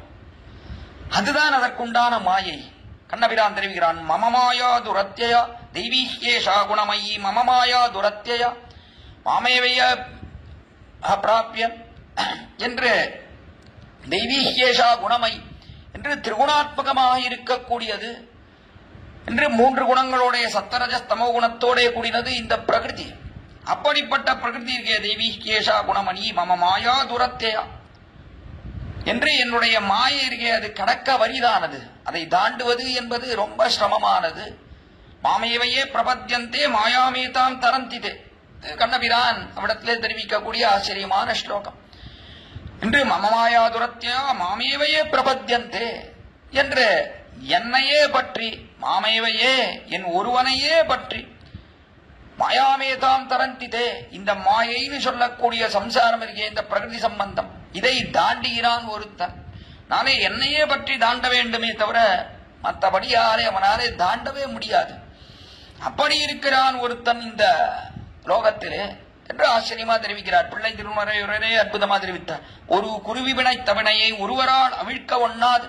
ஒரு குருவி பிணைத்த பிணை, ஒரு குருவி இருக்க அதற்கே ஒரு கூடு கட்டுறது, அதற்கே சின்ன கயறு குச்சி இதெல்லாத்தையும் வச்சு ஒரு கூடு கட்டுறது. அந்த கூடு கட்டினால் அதை ஒருவராலும் அவிழ்க்க முடியாது. அந்த பிணை அந்த கட்டி இருக்க அதை அவிழ்க்க முடியாதுன்னா என்ன அப்படின்னா, அந்த குச்சி நூலெல்லாம் எப்படி கட்டியிருக்கோ அதை அப்படியே எடுத்து ஒன்னா தனித்தனியா பிரிச்சு வைக்க முடியுமானா வைக்க முடியாதுன்னா. அது எப்படி கட்டியிருக்கோ அதை நம்மாலே அப்படியே அதை வேணும்னா ஒரேடியா அந்த கூட்டை அழிச்சு விடலாம், அவ்வளவுதான் பண்ணலாமே தவிர அது எப்படி குச்சியும் அந்த நூலையும் வைத்து கட்டியிருக்கிறதோ அப்படியே பிரிக்க முடியுமா? ஒன்னான பிற்பாடு ஒன்றுனா அது நம்மாலே பிரிக்க முடியாது. இப்படி ஒரு சாதாரண அல்ப ஒரு பறவை, சிறிய ஒரு பறவையான குருவி அது கட்டிய கூட்டையே நம்மாலே பிரிக்க முடியாதுன்னு சொன்னா, நம்ம பிரகிருதியில இங்க இருக்கிறோமே, இந்த லோகத்துல இருக்கிறோமே, எவ்வளவு முடிச்சுகள், இந்த முடிச்செல்லாம் அவுக்க முடியுமா? நம்மாலே ஒரு நாளும் அவுக்க முடியாது. நிறைய முடிச்சு போட்டு வச்சிருக்கானோ. அதான் கடக்க வரிது என்று தெரிவிக்கிறான் இடத்துல. அப்படிப்பட்ட மாயை நீ மாயத்தால் மீளா துயர் தரினும், நீ மாயத்தாலே மீறாத துயர் அப்படின்னா இதுல இருந்து மீளவே முடியாது. அப்படிப்பட்ட துக்கத்தை கொடுத்தாலும், நீ எவ்வளவுதான் துக்கத்தை கொடுத்தாலும் கடைசியில நான் எப்படி நினைக்கிறேன் அப்படின்னா, ஒரு வைத்தியனானவன் எனக்கு ஒரு சிகிச்சை பண்ணினான், என்னை அறுத்தான், என்னை எரித்தான் என்றெல்லாம் இருக்கக்கூடிய சிகிச்சைகள் வைத்தியனானவன் எவ்வளவு பண்ணாலும் அவனிடத்துல எப்படி காதல் கொண்டிருக்கிறவன் அதே போலத்தான் நான் கண்டு காதல் கொண்டிருக்கிறேன் உன் விஷயத்தில் பெருமானே. அதை மேலே காட்டுகிறார். மீளா துயர் தரினும் வித்துவக்கோட்டம்மா, வித்துவக்கோட்டில் எழுந்தருள் இருக்கக்கூடிய பெருமானே, ஆடா குணதருளே பார்ப்பனடியேன் என்று ஆடா குணதருளே என்று ஆடா உனக்கு ஆடாகவே இருந்து உணதருளே பார்ப்பனடியேன், உன்னுடைய கிருபையே பார்த்து கிடப்பேனே தவிர வேறொன்று கிடையாது. உனது அருளே பார்ப்பன் என்று அதையே பார்க்க வேண்டுமே தவிர வேறொன்று கிடையாது. அவனுடைய அருளையே பார்க்க. ஆச்சரியமா சீதா விராட்டி உபதேசம் பண்ணுகிறாள் சக்கர ராவணனுக்கு. மித்ரமௌபைகம் கர்த்தும் ராமஸ்தானம் பரீப்சதா வதம் சானிச்சதா கோரம் பிரயாசௌ புருஷ ரிஷபா. மித்ரமௌபைகம் கர்த்தும் என்று மித்ரமௌபைகம் என்று இங்கே இடத்துல மித்ரமௌபைகம் அவனிடத்துல மித்திரனாகாவது தகுந்தது உனக்கு, அது கர்த்தம், அது செய்ய தகுந்தது. ராமஸ்தானம் பரீப்சதா என்று அவனிடத்துல உன்னுடைய ஸ்தானமானது தங்க வேண்டும் என்று இருப்பையே, ஆனால் ஸ்தானம் பரீப்சதா அதே போல, அதாவது உனக்கு இருப்பிடம் இருக்க வேண்டும், உனக்கு லங்கை வேண்டும், லங்கையிலே நீ இருக்க வேண்டும் என்று இருப்பை என்று சொன்னால், அதற்கு மேலே வதம்ச அனிச்சதா அகோரம் என்று நீ இருக்கிய கோரமான வதத்தை ஆசைப்படவில்லை என்று சொன்னால், அப்பொழுது நீ என்ன செய்ய வேண்டும்? மித்ரமௌபைக்கும் கர்த்தும் ராமஹா துவயா அசௌ புருஷ ரிஷபா துவயா உன்னாலே அசௌ புருஷ ரிஷபா இங்கே இருக்கக்கூடிய புருஷ ரிஷபன், இங்கே இருக்கக்கூடிய புருஷர்களுக்குள்ளே சிரேஷ்டன். அசௌன்னு இங்கே இருக்கான். நான் பிராட்டினுடைய மனோபாவனையாலே அங்கே இருக்கான், சக்கரவர்த்தி திருமான் அங்கதான் இருக்கான் என்று அவள் நினைக்கிறாள். கணவனிடத்துல அவ்வளவு ஈடுபாடு இருக்கிறபடினாலே ஒரு வழிபாட்டாலே அங்கே இருக்கிறான் என்று அவளுடைய அபிப்பிராயம். ராவணனுக்கு என்ன அபிப்பிராயம்? அவனுக்கு எங்க பார்த்தாலும் ராமன் தோன்றான். என்ன பயம், வந்துடுவனோ, ராமன் வந்துடுவனோ என்று அவனுக்கு பயம். அந்த பயம் இருக்கிறபடினாலே அவனும் ராமனை எல்லா இடத்துலையும் பார்க்கிறான். அதனால்தான் பிராட்டி அசௌ இங்க இருக்கான். என்ன இங்க எங்க இருக்கான் ராமன்? ராமன் என்ன லங்கையிலையா இருக்கான்? இல்லையே. ஆனா இங்க இருக்கக்கூடிய ராமன் ஏன் அப்படின்னா ராவணனுக்கு பயத்தாலே காட்சி தரான், இவளுக்கு அவனிடத்துல உண்டான பிரீதியாலே காட்சி தரான். அதனால இங்க இருக்கிற ராமன் தயா அசௌ புருஷ ரிஷபா என்று புருஷர்களுக்குள்ளே ரிஷபன் ரொம்ப உயர்ந்தவன். நாமன் ரிஷபன்னா உயர்ந்தவன் அர்த்தம். புருஷர்களுக்குள்ளே ரொம்ப உயர்ந்தவனானவன். அப்படிப்பட்ட ராமனிடத்திலே மித்திரமௌபயிக்கும் கர்த்தும் என்று மித்திரனாக ஆக்கடவை நீ என்று தெரிவித்தாள் சீதா பிராட்டியானவள். அதனாலே அவன் ரொம்ப உயர்ந்தவன். எப்படி உயர்ந்தவனாக இருக்கிறான் என்று சொன்னால் அவன் உன்னுடைய தோஷங்களை பார்க்கவே மாட்டான். மித்ரன் என்று அவனுடைய தோஷங்களை பார்க்கவே மாட்டான். இவ்வளவுலாம் ஏன் சொல்லுவானேன்? அந்த காலத்தையே நினைக்க பார்க்க மாட்டான். அந்த காலம் இருக்க, அந்த காலத்தையே நினைக்க மாட்டான். பெருமான் இப்படிப்பட்ட காலம் ஒன்று, அதாவது சீதா விராட்டி நம்மிடத்திலிருந்து அபகரித்த காலம்னு என்னைக்கு இவன் மாரீச்சன் அனுப்பினானோ, என்னைக்கு ராவணன் அங்க போனானோ, சீதை அபகரித்தானோ, அந்த காலத்தையே மறந்துடுவான். அப்படிப்பட்ட உயர்ந்தவன், அவ்வளவு உயர்ந்தவனாக இருக்கக்கூடியவன். அதனாலே இங்கேயும் என்ன அப்படின்னா எம்பெருமானுக்கே நாம் ஆள் என்று ஆனோம்னு சொன்னால் அதைத்தான் தெரிவிக்கிறார் குலசேகர ஆழ்வார். ஆனோம்னு சொன்னால் அப்பொழுது எம்பெருமான் நம்முடைய தோஷங்களை பார்ப்பதே கிடையாது என்று பார்ப்பன் அடியேனே என்று அடியேனையே பார்ப்பன் என்று நீ ஆளா உணதருளே பார்ப்பன் அடியேனை என்று இவ்விடத்துல எம்பெருமான் இவன் அடியவன் என்பதை பார்ப்பானே தவிர ஒரு நாளும் தோஷத்தை பார்க்க மாட்டான். தோஷத்தை பார்ப்பதன்று தோஷம் இவன் என்னைக்கு பண்ணினான் இடத்துல மறந்துடுவான். அந்த நாளைய நாள் ஞாபகம் இருந்தா தான் தோஷம் ஞாபகம் வரும். இந்த நாளை நினைவு வச்சிருந்தா தான் அந்த தோஷம் ஞாபகம் வரும் நமக்கு. இந்த நாளையே அடியோடு மறந்து விட்டோம் என்று சொன்னால் செய்த தோஷமே ஞானவுக்கு வராது. அப்படிப்பட்ட உன்னையே நான் நோக்கி இருப்பேன் எம்பெருமானே என்று தெரிவிக்கிறார் இங்கே குலசேகர ஆழ்வார் இந்த பாசுரத்தாலே. அதனாலே 4ஆம் பாசுரம் ரொம்ப முக்கியமான பாசுரம், ரொம்ப அற்புதமான பாசுரம். நாளை இவ்விடத்துல எவ்வளவுதான் எம்பெருமான், அதாவது நாம் மிகவும் இவ்விடத்துல இதனுடைய அர்த்தத்தை நன்றாக நெஞ்சிலே கொள்ள வேண்டும். எவ்வளவுதான் துக்கம் வந்தாலும் கூட எம்பெருமானிடத்திலே விசுவாசம் குலையாமல் இருக்க வேண்டும் என்று காட்டக்கூடிய அற்புதமான பாசுரம் வாடால் அறுத்து சுடினும் என்கிற பாசுரம். இதை தெரிவித்தார். இதை தெரிவித்த பிற்பாடு இவ்விடத்துல வைத்தியனை இட்டு தெரிவித்தார். வைத்தியன் என்னத்தான் கஷ்டம் கொடுத்தாலும், ஏன்னா கீழே அரசனை பத்தி சொன்னார். 3ஆம் பாசுரத்திலே கொடுங்கோல் ஆட்சி புரியக்கூடியவன் அரசன் என்று சொன்ன உடனே எது ஞாபகத்து வந்தா குலசேகர ஆழ்வாருக்கு விடத்துல கொடுமையாக நடந்து கொள்ளக்கூடியவன் ஒரு வைத்தியனும் கூட. அவன் என்ன பண்றான்? அறுக்கிறான், சொல்றான், இதெல்லாம் பண்றான். ஆனாலும் அவன் விஷயத்திலே நாம் ஆளாத காதல் கொள்கிறோம். அதே போலத்தான் எம்பெருமான் இந்த பிரகிருதியிலே நமக்கு எத்தனைத்தான் துக்கங்களை கொடுத்தாலும் கூட இந்த சம்சாரத்திலே அவனிடத்திலே மிகுந்த காதல் கொண்டிருக்க வேண்டும். அப்படி நான் கொண்டிருக்கிறேன் எம்பெருமானை உன் விஷயத்திலே என்று அதை தெரிவித்தார். அதை தெரிவித்த பிற்பாடு அதற்கு அடுத்தபடியாக இவ்விடத்துல இதை சொன்ன உடனே அடுத்தபடியா சமுத்திரத்தில் இருக்கக்கூடிய ஒரு பறவை, அந்த பறவை விஷயத்திலே இவ்விடத்துல நெஞ்சானது செல்லுகிறது ஆழ்வாருக்கு. எதனால ஏற்படக்கூடியது என்று சொன்னால், ஏற்கனவே கீழே அங்கே நிறைய நீர் வாய்ப்பு இருக்கிறது வித்துவக்கோடிலே என்று அதிலே நெஞ்சு சென்றபடினாலே அதை தொடர்ந்து இங்கே அடுத்தபடியா மீன் நோக்கு நீள்வயல் சூழ் என்று வயல்களாலே சூழ்பட்ட நிறைய நீர்நிலை இருக்கிறது இவ்விடத்துல என்று தெரிவித்தபடினாலே இடத்துல அது ஞாபகத்துக்கு வந்தது. அதனாலே நீரை இட்டு தெரிவிக்கிறார் அடுத்தபடியாக இந்த 5ஆம் பாசுரத்திலே.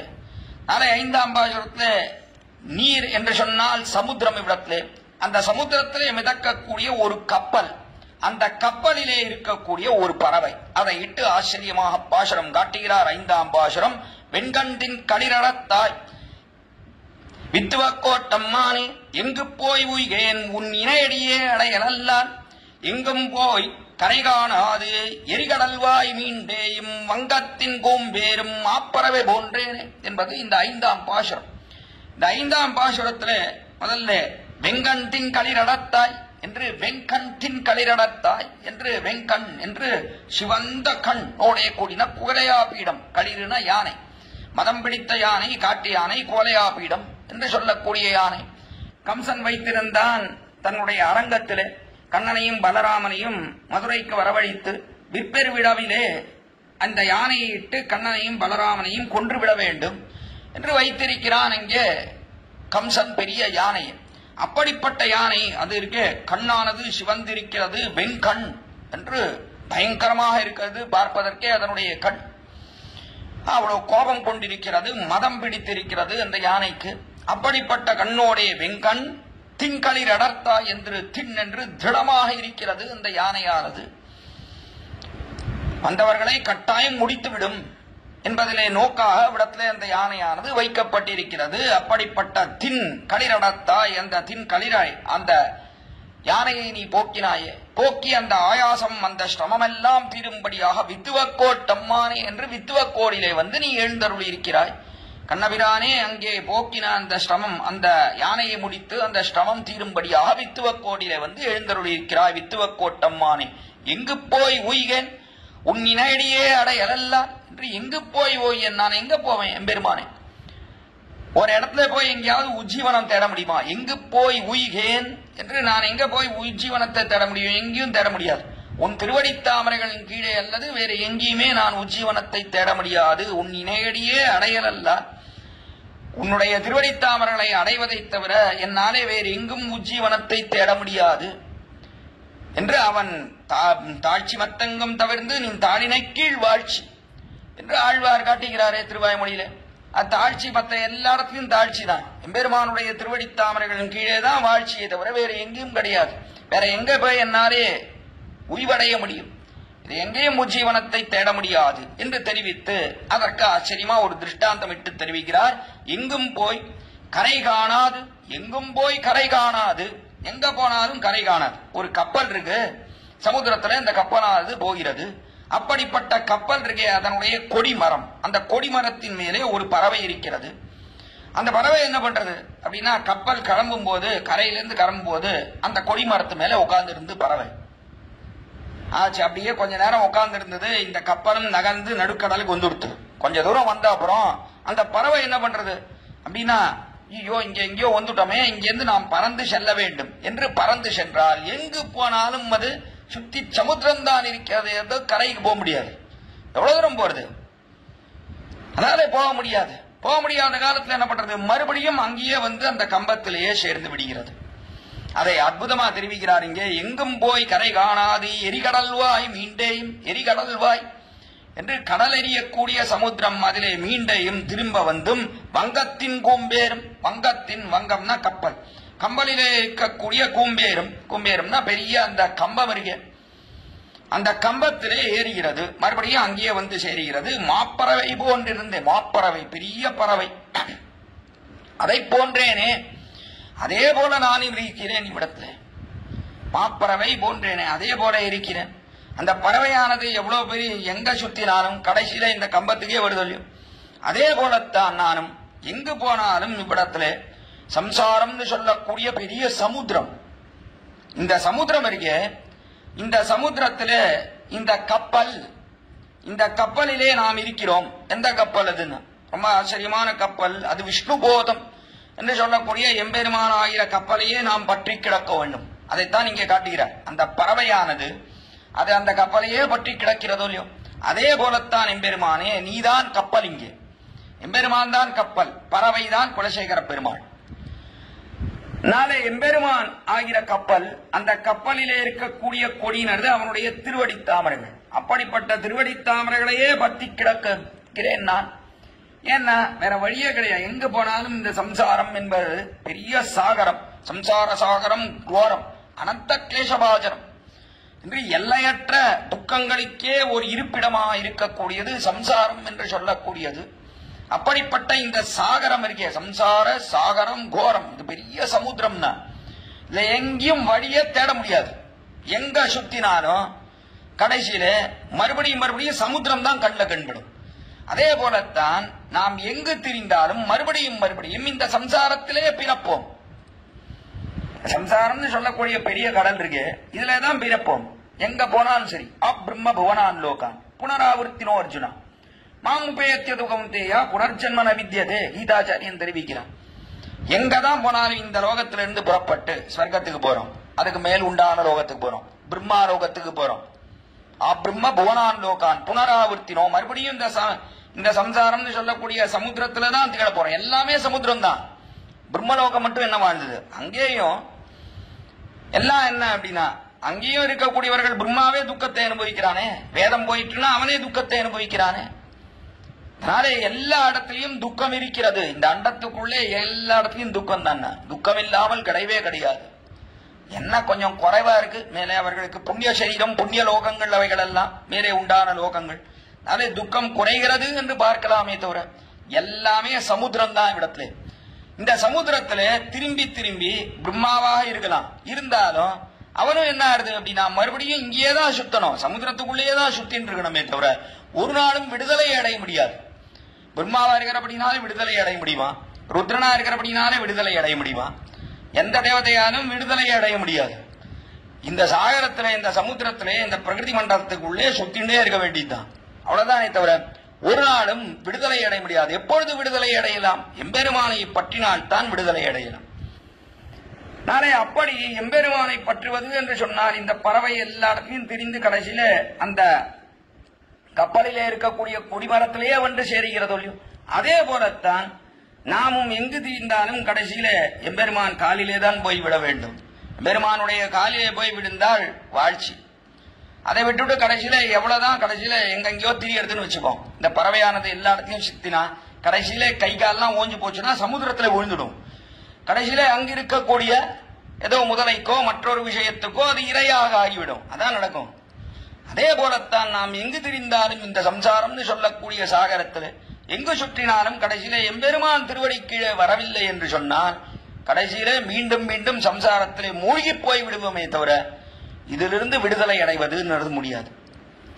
நாளை அப்படிப்பட்ட எம்பெருமானாகிற அந்த கப்பலையே நாம் பற்றி வாழ வேண்டும். அதை காட்டுகிறார் அற்புதமாக இந்த 5ஆம் பாசுரத்தாலே. அதான் வங்கத்தின் கூம்பேரும் மாப்பறவே போன்றேனே என்று தெரிவித்தார். அதற்கு மேலே 6ஆம் பாசுரத்தாலே செந்தளலே வந்து அழலை செய்திடனும் என்று இங்கே அடுத்தபடியா 6ஆம் பாசுரத்தாலே இவ்விடத்துல கீழே ஜலத்தை சொன்ன உடனே ஜலத்திலே இருக்கக்கூடிய ஒரு வஸ்து அது எது என்றால் தாமரை. தாமரைன்னு சொல்லக்கூடியது ஜலத்திலே இருக்கக்கூடிய வஸ்து. அதை இட்டு தெரிவிக்கிறார் இவ்விடத்துல.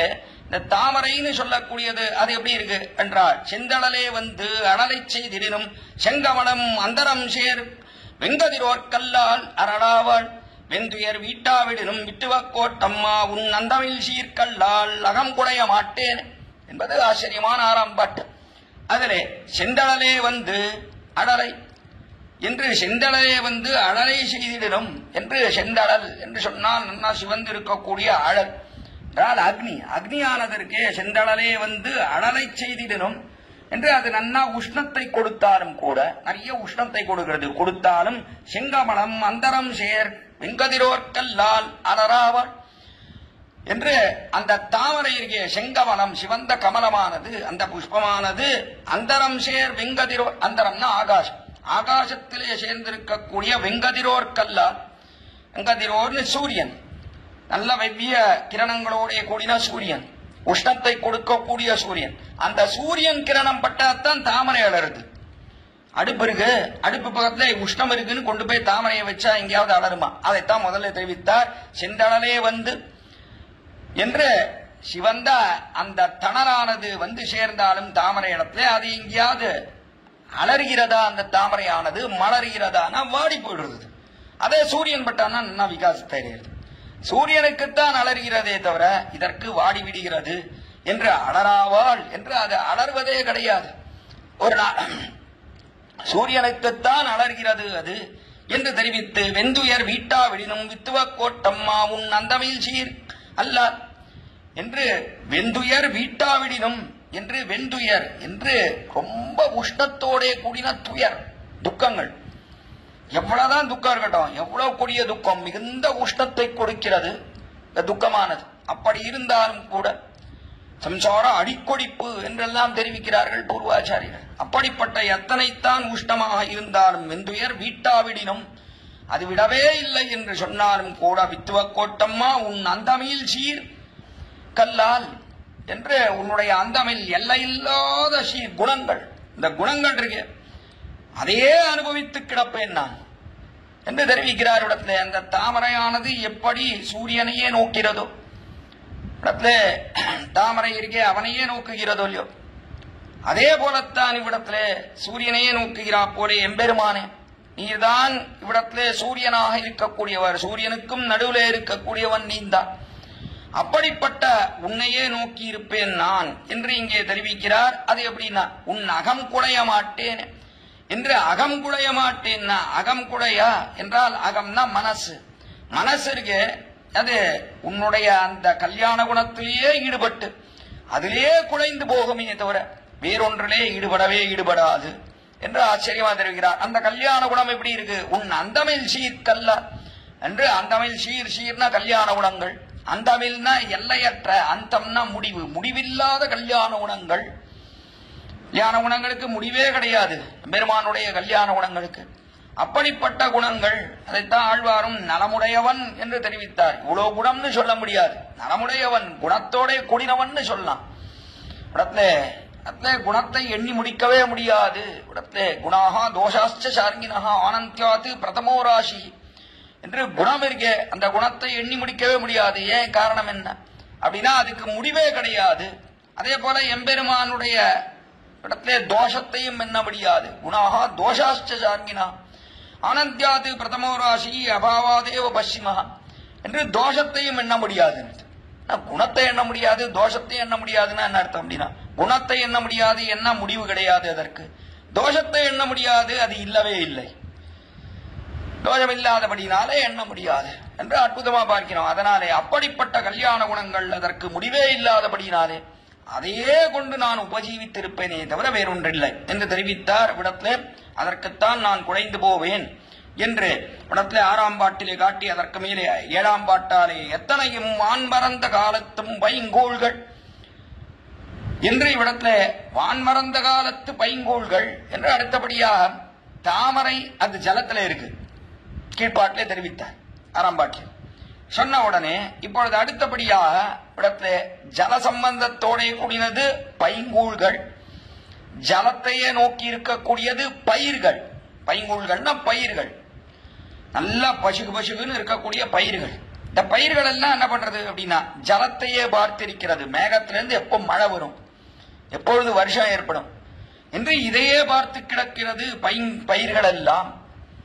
அதே போலத்தான் எம்பெருமானே நானும் உன்னை பார்க்கிறேன் என்று அதை இட்டு தெரிவிக்கிறார் 7ஆம் பாட்டிலே. எத்தனையும் வான்மறந்த காலத்தும், எத்தனையும் வான்மறந்த காலத்து என்று வானானது ஆகாசமானது மறந்த காலத்து மழை பொழிய வேண்டும் என்றே இல்லாமல் அவ்விடத்திலே இருக்கிறது ஆகாசம்.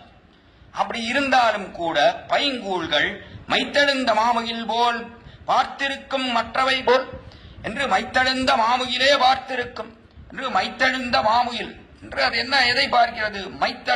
மை என்றால் அவ்விடத்துல நல்லா கருத்து மையை போலே கருத்த மேகங்கள், நிறைய நீரை கொண்டிருக்கக்கூடிய மேகங்கள், அதையே பார்த்திருக்கிறதோடு இத்தெழுந்த மாமுகில் பெரிய முகில் மேகமானது அதையே பார்த்திருக்கும் மற்றவை போல், அதையே பார்த்திருக்கக்கூடிய அவைகள் இருக்கே அந்த பைங்கூழ்கள் இருக்கே, அதை போலேத்தான் மெய்த்துயர் வீட்டாவிடினும் வித்துவ கோட்டம்மா என்று மெய்த்துயர் என்று மெய்னு சரீரம், இந்த சரீரத்துக்கு ஏற்பட்டிருக்கக்கூடிய துயர் அந்த துக்கம் இருக்கு, அந்த துக்கத்தை மெய்த்துயர் வீட்டாவிடினும் வித்துவ கோட்டம்மா என்று அப்படிப்பட்ட விட்டுவ கோடியில எழுந்தருள் இருக்கக்கூடிய எம்பெருமானே என் சித்தம் மிக உன்பாலே வைப்பனடியேனே என்று, என் சித்தம் மிக உன்பாலே வைப்பனடியேன் என்று உன்னிடத்திலேயே என்னுடைய சிந்தையை வைப்பேன், உன்னை தவிர வேற எதிலையுமே என்னுடைய சிந்தையை வைக்க மாட்டேன் என்று. எப்படி அந்த பைங்கூழ்கள் மேகத்தையே பார்த்திருக்கோ அதே போல எம்பெருமானே ஒரு மேகம், அவனே மேகமாக இருக்கிறான். மேகஷாமம் என்று மேகத்தை போலே நிறம் படைத்தவன், மேகத்தை போலே வடிவோடே கூடினவன்.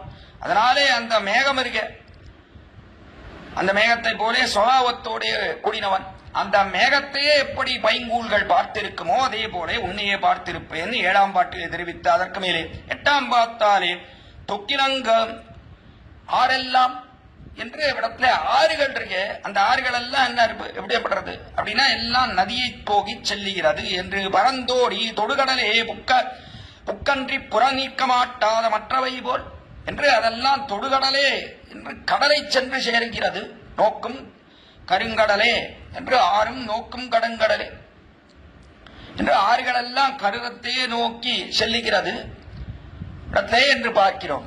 அதே போலத்தான் இந்த ஆறுகள் எல்லாம் எப்படி கடலை நோக்கி போகிறதோ அதே போல புக்கன்றி புறம் நிற்க மாட்டாத மற்றவை போல் மிக்கிலங்கு முகில் நிறத்தாய் வித்துவக்கோட்டம்மா மிக்கிலங்கு முகில் நிறத்தாய் மிகுந்த மேகத்தை போன்ற நிறத்தோடைய கூடின வித்துவக்கோட்டம்மா உன் புக்கிலங்கு சீரல்லால் புக்கிலன்னான் கான் புண்ணியனே என்று உன்னுடைய புக்கிலங்கு சீரல்லால் உன்னுடைய சீருகே கல்யாண குணங்கள் அப்படிப்பட்ட கல்யாண குணங்கள் அல்லால் புக்கிலங்கான் புண்ணியனே அப்படிப்பட்ட புண்ணியன் நீ எம்பெருமான் இருக்கானே அவனே புண்ணியன். புண்ணியன்னு சொன்ன என்ன அப்படின்னா புண்ணியன்னு சொன்னா மிகுந்த செல்வந்தனாக இருக்கக்கூடிய அதாவது என்ன அப்படின்னா புண்ணியம் இருக்கிறவனிடத்திலே செல்வம் வந்து சேருகிறது. நாளை இங்க எம்பெருமான் எப்படி இருக்கான் அப்படின்னா அவன் தான் புண்ணியன். புமாம்சம் நயதீதி புண்ணியா என்று நம்ம எல்லாம் பரமத்துக்கு அழைத்து செல்லக்கூடியவன். அப்படிப்பட்ட எம்பெருமான் தான் புண்ணியன். புண்ணிய சப்த வாச்சினி அவன் தான், அந்த எம்பெருமான் தான். புண்ணியம்னு சொன்னா அவனையே காட்டும். அப்படிப்பட்ட அந்த புண்ணியன், அந்த புண்ணியனே என்று நீயே புண்ணியன். அப்படிப்பட்ட உன்னை உன்னுடைய குணங்கள் அந்த குணங்களையே அனுபவித்து கிடப்பேனே தவிர வேறொன்றிலே நெஞ்சு செல்லாது. எப்படி அந்த ஆறுகள் எல்லாம் எங்கு பறந்து ஓடினாலும் கடைசியிலே சமுத்திரத்திலே சென்று சேருகிறதோ அதே போலத்தான் நானும் உன்னுடைய குணங்களிலேயே மண்டி கிடப்பேன் என்று அதை திருஷ்டாந்தமாக இட்டு காட்டினார் 8ஆம் பாட்டிலே. மேலே 9ஆம் பாசுரத்தாலே இங்கே புண்ணியனேன்னு சொன்ன உடனே புண்ணியசாலிக்கு செல்வங்கள் எல்லாம் சேருகிறது. அதே போல இங்கே எம்பெருமான் இருக்கானே அவனே ஐஸ்வர்யமாக இருக்கக்கூடியவன். அதை அடுத்த பாசுரத்திலே 9ஆம் பாட்டிலே நிரூபிக்கிறார். இடத்திலே நின்னையே தான் வேண்டி நீல் செல்வம் வேண்டாதான் தன்னையே தான் வேண்டும் செல்வம் போல் மாயத்தால் மின்னையே சேர்த்திகிரி வித்துவக்கோட்டம்மா நின்னையே தான் வேண்டி நிற்பனடியேனே என்பது இங்கே அடுத்தபடியா 9ஆம் பாசுரம். இந்த பாசுரத்திலே நின்னையே தான் வேண்டி நீல் செல்வம் வேண்டாதான் தன்னையே நின்னையே தான் வேண்டி எம்பெருமானையே வேண்டுகிறான் ஒருத்தன். நீல் செல்வம் வேண்டாதான் அவனுக்கு உகந்த ஐஸ்வர்யம் எதுவுமே வேண்டாம் என்று இருக்கிறான். அப்படிப்பட்ட ஒருவனுக்கு தன்னிலேயே ஐஸ்வர்யம் வந்து சேருது. அதாவது என்ன உயர்ந்த பிரபன்னாதிகாரிக்கு என்ன ஏற்படுறது? ஐஸ்வர்யமே வேண்டானாலும் தன்னிடையே வருகிறது. அது எப்படி வரும்? வேணும் வேணும்னு ஒருத்தன் அழைக்கிறான் வரமாட்டேங்கிறது. ஆனா வேண்டான்னு ஒருத்தன் இருக்கிறவனுக்கு ஐஸ்வர்யம் வருது அப்படின்னா அது எப்படி வரும் என்றால் ரொம்ப ஆச்சரியமா நிரூபிக்கப்படுகிறது. பெரியவாச்சான் பிள்ளை ஆச்சரியமா தெரிவித்தார். காரணம் என்ன என்றால் இடத்திலே பிராட்டி இருக்காளே அவள் என்ன நினைக்கிறா? ஐஸ்வர்யத்துக்கு அதிதேவதையான பிராட்டி. இவன் பிரபன்னாதிகாரியா இருக்கான், எம்பெருமானையே பற்றி இருக்கிறான். அதனாலே இவனிடத்திலே ஐஸ்வர்யம் சென்றது என்று சொன்னால் அப்போ இந்த ஐஸ்வர்யத்தை நன்றாக உபயோகிப்பன், சத்விஷயத்திலே ஐஸ்வர்யத்தை பிரயோகப்படுத்துவன், அதாவது பகவத் பாகவத கைங்கரியத்திலே உபயோகப்படுத்துவன் என்கிறபடினாலே ஐஸ்வர்யம் இவனுக்கு வந்து சேருகிறது, தன்னுடைய வந்து சேருது. அதைத்தான் இங்கே காட்டுகிறார். நின்னையே தான் வேண்டி எம்பெருமானை உன்னையே வேண்டி நீல் செல்வம் வேண்டாதான் தன்னையே. நீல் செல்வம் வேண்டாம் என்று இருக்கக்கூடியவன் தன்னையே. அப்படிப்பட்ட ஒருவனையே தான் வேண்டும் செல்வம் அவனை தான் வேண்டி வருகிறது, செல்வமானது தன்னை அவனை தேடி வருகிறது என்று இங்கே ஒரு அர்த்தம். இன்னொரு அர்த்தம் காட்டினான் பெரியவாச்சான் பிள்ளை அற்புதமா. நின்னையே தான் வேண்டி உன்னையே வேண்டி இருக்கக்கூடியவன் அவன் நீல் செல்வம் வேண்டாம் என்று இந்த லோகத்திலே எந்த செல்வமும் எனக்கு வேண்டாம், எம்பெருமான் தான் ஐஸ்வர்யம், தனம் மதியம் தவ பாதபங்கஜம் என்று அவனுடைய திருவடித்தாமரில் தான் நமக்கு ஐஸ்வர்யம் என்று ஒருத்தன் இருக்கிறான் இந்த லோகத்திலே உயர்ந்த அதிகாரி. அப்படி இருக்கக்கூடியவனை தன்னடையே செல்வம் தேடி வருகிறது. எது செல்வம் என்று சொன்னால் எம்பெருமானாகிற செல்வம், அதாவது என்ன பரமபதமாகிற செல்வம். இந்த பரமபதம் இருக்கே மோக்ஷைஸ்வர்யம்னு சொல்றோமே, அந்த ஐஸ்வர்யம் வந்து சேர்றது தன்னிடையே அவனுக்கு வந்து சேர்றது, வேற எதுவும் வேண்டாம். பாட்டை சொன்ன உடனே சில பேருக்கு சந்தேகம் வந்துடும். என்ன சந்தேகம் வரும் அப்படின்னா, சுவாமி எம்பெருமான் எம்பெருமானே இருக்கார், அவர் எப்பவும் பிரபன்னாதிகாரி எம்பெருமான், ஆனா செல்வமே பாவம் இல்லைன்னா ரொம்ப தரித்திரர், ரொம்ப கஷ்டப்படுறார். என்று சொன்னாள். சுவாமி, இந்த பாட்டுல இப்படி இருக்கு, இன்னையே தான் வேண்டி நீள் வேண்டம் நீள் செல்வம் வேண்டாதான் தன்னையே தான் வேண்டும் செல்வம். அந்த செல்வமானது அவனை வேண்டி வந்து சேருகிறது. பெருமானையே பற்றி இருக்கக்கூடிய ஒரு பிரபன்னாதிகாரிக்கு தன்னுடைய செல்வம் வேண்டி சேருகிறதுன்னு சொல்லியிருக்கேன். ஆனா அப்படி பார்த்தா தெரியலையே, பெருமானையே பற்றி இருக்கார், ஆனா பரம தரித்திரராக இருக்கிறாரே என்று இங்கே கேள்வி கேட்டால், அதற்குத்தான் அடுத்தபடியா பெரியவாச்சான் பிள்ளை சமாதானம் தெரிவித்தார். விடப்ப அது எந்த ஐஸ்வர்யம் தெரியுமா வரும் வந்து சேரும்னா பரவபதம். இந்த லோகத்திலே வேணா இவன் ஐஸ்வர்யம் இல்லாமல் இருக்கலாம், ஐஸ்வர்யம் வரும். எம்பெருமானையே பற்றினவனுக்கு தன்னுடைய ஐஸ்வர்யம் வரும். ஒருவேளை ஐஸ்வர்யம் வரல, கர்மம் ரொம்ப பிரபலமா இருக்கு, ஐஸ்வர்யம் வந்து சேரலைன்னு வச்சுக்கோ. சேரலனா கூட கட்டாயம் ஐஸ்வர்யம் வரும். எந்த ஐஸ்வர்யம்? மோட்ச ஐஸ்வர்யம் வரும். அதுல எந்த சந்தேகம் கிடையாது. தானே தேடி வரும்னா, இவன் தேடி போக வேண்டாம். எம்பெருமானையே பற்றி இருக்கக்கூடிய ஒருவனுக்கு தானே ஐஸ்வர்யமானது தேடி வரும். மோட்ச ஐஸ்வர்யம் தன்னுடைய தேடி வரும். அதை அற்புதமாக தெரிவிக்கிறார் இந்த பாசுரத்திலே. நாளே நீள் செல்வம் வேண்டாதான் தன்னையே தான் வேண்டும் செல்வம் போல் தான் வேண்டி வருகிறது இவனுக்கு. அந்த மோட்சைஸ்வரியம் தன்னையே இவனை தேடி வருகிறது என்று தெரிவித்து, மின்னையே சேர்த்திகிரி திவக்கோட்டம்மா என்று சேர்த்திகிரி நன்னா அப்படி படபடபடபடான்னு ஜொலிக்கக்கூடிய திகிரி, ஆச்சரியமான சக்கரம், அதை எப்பொழுதும் கையிலே ஏந்தி கொண்டிருக்கிறான். எப்பொழுதும் கைகளலா நேமியான் நம்மேல் வினைகடிவான் என்று எப்பொழுதும் கையிலே ஏந்தி கொண்டிருக்கிறான். சதா பஞ்சாயுதியும் பிப்ரது என்று ஆச்சரியமாக சக்கராயுதத்தை ஏந்தி கொண்டிருக்கிறானே, அப்படிப்பட்ட அந்த எம்பெருமான் வித்துவக்கோட்டம்மா நின்னையே தான் வேண்டி நிற்பனடியேனே என்று, உன்னையே வேண்டி இருக்கக்கூடியவன் நான், நிற்பனடியேன், உன்னையே வேண்டி நிற்கிறேன் இவ்விடத்திலே, வேற எதுவும் எனக்கு வேண்டியதில்லை. அதனாலே கடைசியிலே சேர்த்திகிரின்னு சொன்னபடினாலே என்ன, இந்த பாட்டெல்லாம் சொல்லி கடைசியிலே சேர்த்திகிரி வித்துவக்கோட்டம்மான்னு கையிலே ஆச்சரியமா இன்னையே சேர்த்திகிரி என்று படபடான்னு சக்கரத்தை வச்சுருக்கியே, இதனாலே செய்யக்கூடிய காரியம் என்னன்னா, அதனால்தான் அதை கடைசி பாட்டில் வச்சேன், 9ஆம் பாட்டில் வைக்கிறேன். என்ன செய்யக்கூடிய காரியம் என்றால், என்னுடைய கர்மாக்களை அடியோடு தொலைக்கப் போகிறானி, இந்த சக்கரத்தாலே நீ தொலைக்க வேண்டும் எம்பெருமானே. நானே உன்னையே பற்றி இருக்கிறேன் நான், நீதான் அதை செய்ய வேண்டும். எவ்வளவு கீழே மாயம் மாயம்னு தெரிவித்தார். மெய்க்கு உண்டான துயரங்கள், சரீரத்துக்கு உண்டான துக்கங்கள்னு சொன்னார், மாயம்னு சொன்னார். எல்லாத்தையும் போக்குறது எதனாலே? சக்கரத்தாலே. அப்படின்னா எம்பெருமான் அவன் போக்குகிறான் எல்லாவற்றையும். சக்கரமும் கையுமாக இருந்து இவற்றை எல்லாம் போக்கி விடுவன் எம்பெரும் என்பதை நோக்காக தெரிவித்தார். இடத்திலே 9ஆம் பாசுரத்தை, இனி கடைசி பாசுரம் 10ஆம் பாசுரம் பலத்தை தெரிவிக்கக்கூடிய பாசுரம். அதை தெரிவித்தார். வித்துவக்கோட்டம்மா நீ வேண்டாயே ஆயிடினும் மற்றாரும் பற்றிலேன் என்று அவனைத்தாள் நயந்தா கொத்தவேள் தானை குலசேகரன் சொன்னான் அத்தமிழ் பத்தும் வல்லார் நன்னார் நரகமே என்பது 10ஆம் பாட்டு. அதிலே வித்துவக்கோட்டம்மா நின்னையே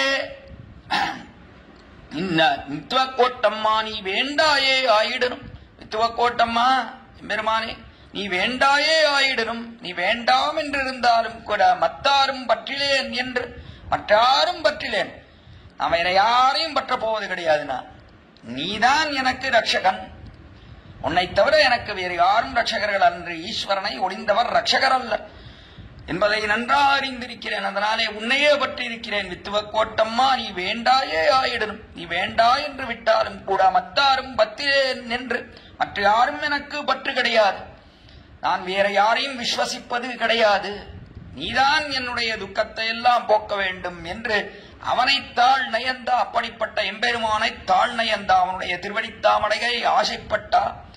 அதே ஆசைப்பட்டார். பட்டவர் யார் என்றால் கொத்தவேள் தானை என்று, கொத்தவேள் என்று வெற்றியையே தேடிக்கொடக்கூடிய வேலை கையிலே கொண்டவர் அவர் குலசேகரர். ராஜாவுக்கு வேள் உண்டு, 4 இடத்திலே கொத்தவேள் தானை வேள் உண்டு, படை உண்டு, சேனை உண்டு. அந்த சேனையை உடையக்கூடிய குலசேகரன் சொன்னா, அப்படிப்பட்ட குலசேகரன் நான் சொல்லுகிறேன் என்று வெற்றியே இவருக்கு எல்லாம் என்று இருக்கக்கூடிய அந்த குலசேகரர். அப்படிப்பட்ட குலசேகரன் சொன்ன நத்தமிழ் பத்தும் வல்ல நன்னார் நரகமே. இந்த 10 பாசுரங்களை யார் கற்கிறார்களோ அவர்கள் நன்னார் நரகமே, நரகத்துக்கு கட்டாயம் போக மாட்டானா. ஏன் அப்படின்னா, இந்த பாசுரத்தை கற்கிறபடினால என்ன ஏற்படுறது? எம்பெருமான இடத்துல திருடமான விசுவாசம். அவனை அல்லது நான் வேறு எங்கும் செல்லக்கூடாது, அவனையே பற்றி கிடக்க வேண்டும்.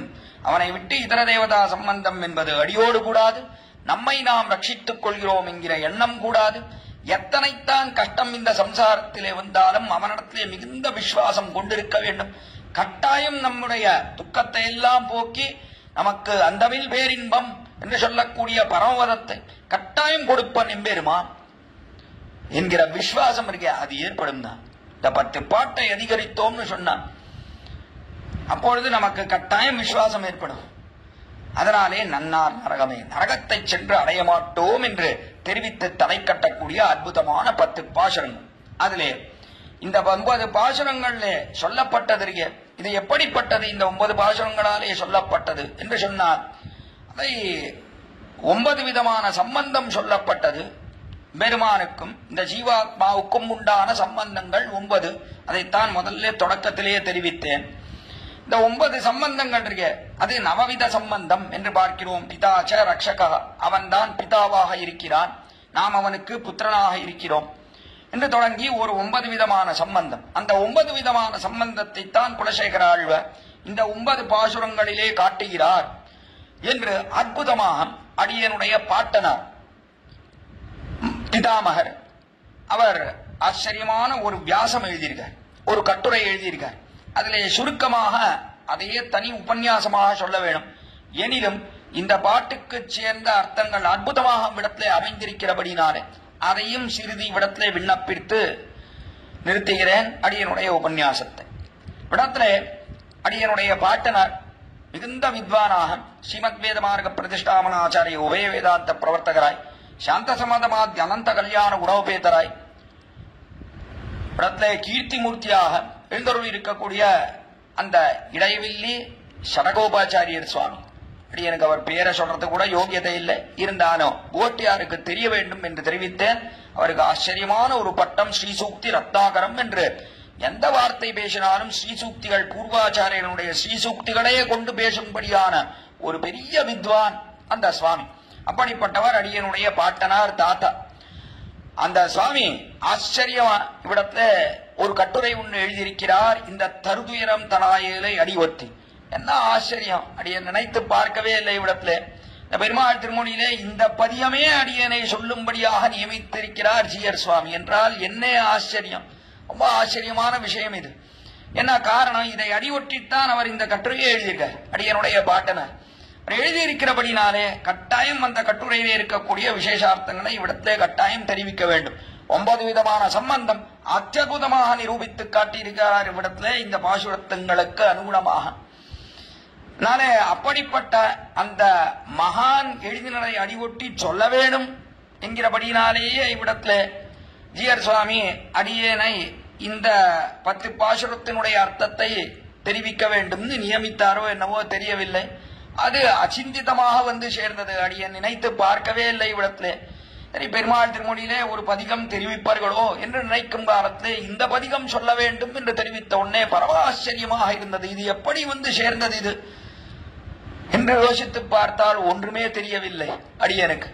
ஆனால் எப்படியோ அதைவே அடியனுடைய பாட்டனார் எழுதின கட்டுரை இந்த பதிகத்துக்கு அடிவொட்டிய என்ன அதிகமாக எழுதினது கிடையாது. அவர் நிறைய சொல்லியிருக்கார், அற்புதமாக ஸ்ரீசூக்திகள் தெரிவித்திருக்கிறார் ஆச்சரியமாக.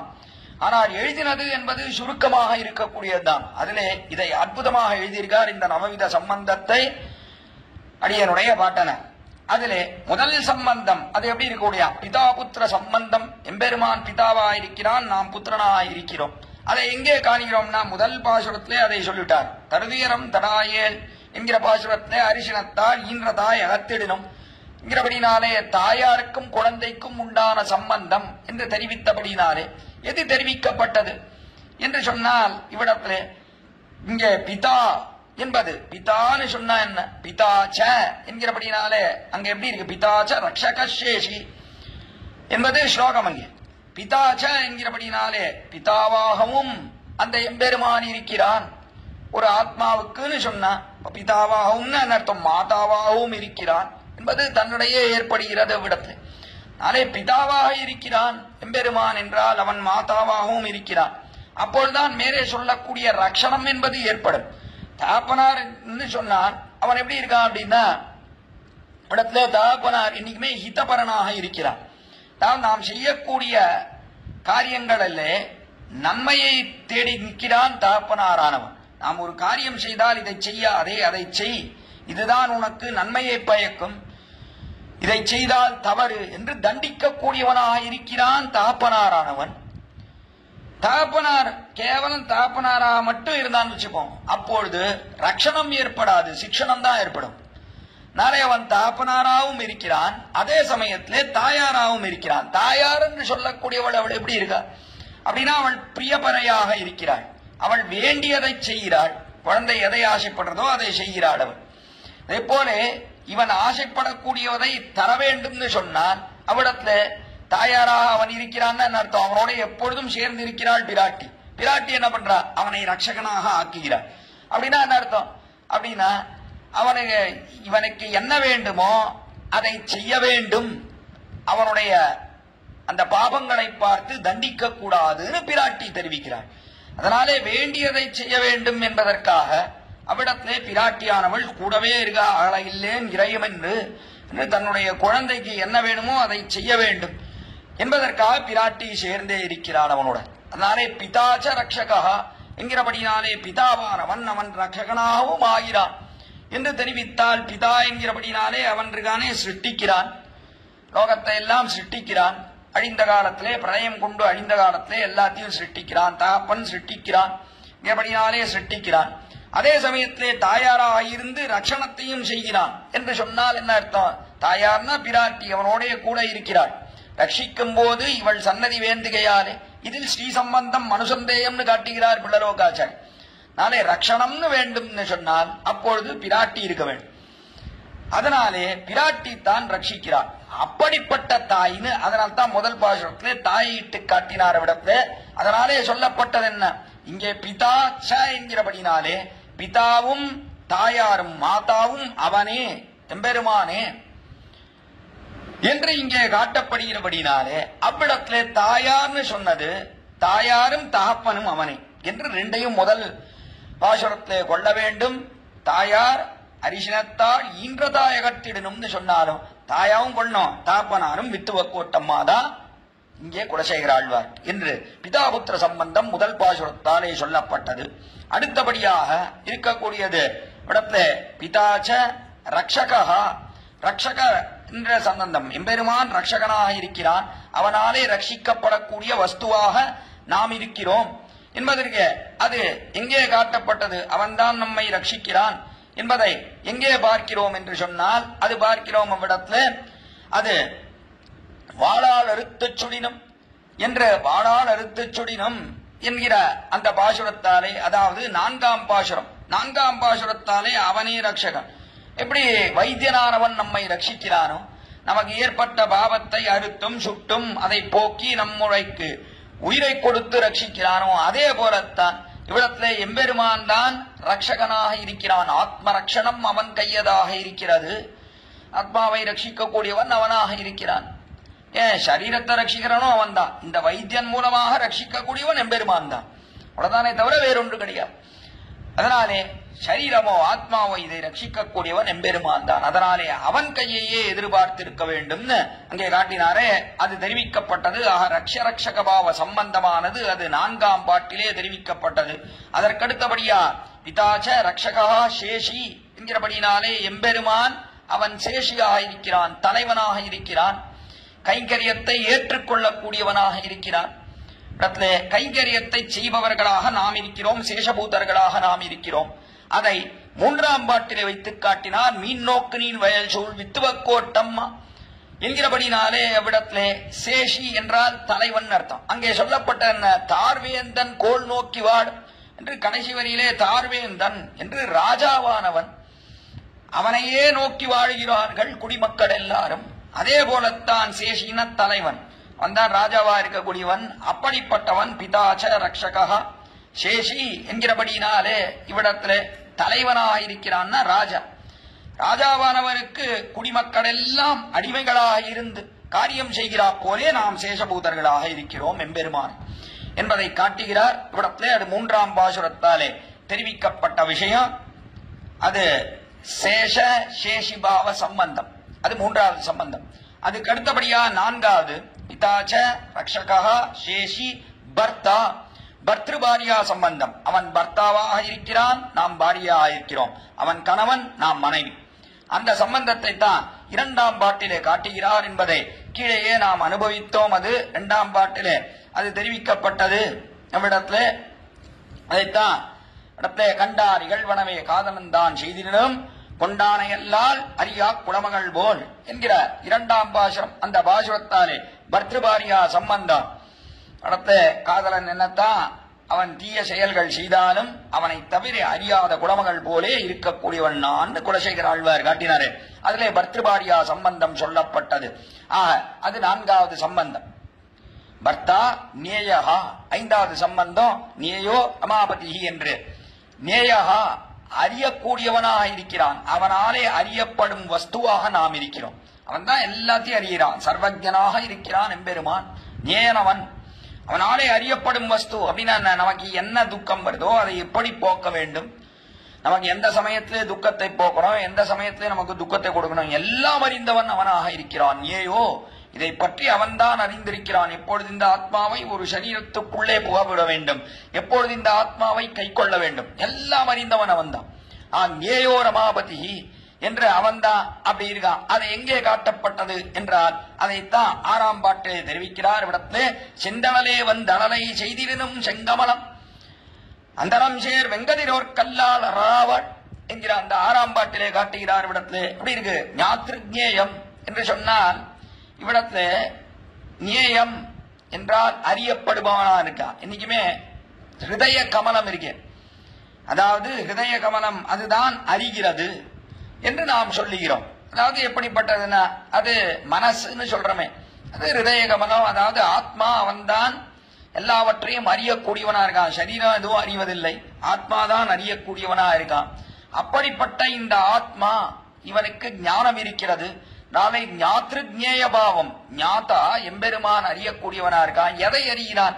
இந்த ஜீவாத்மாவை பற்றி அறிகிறான்.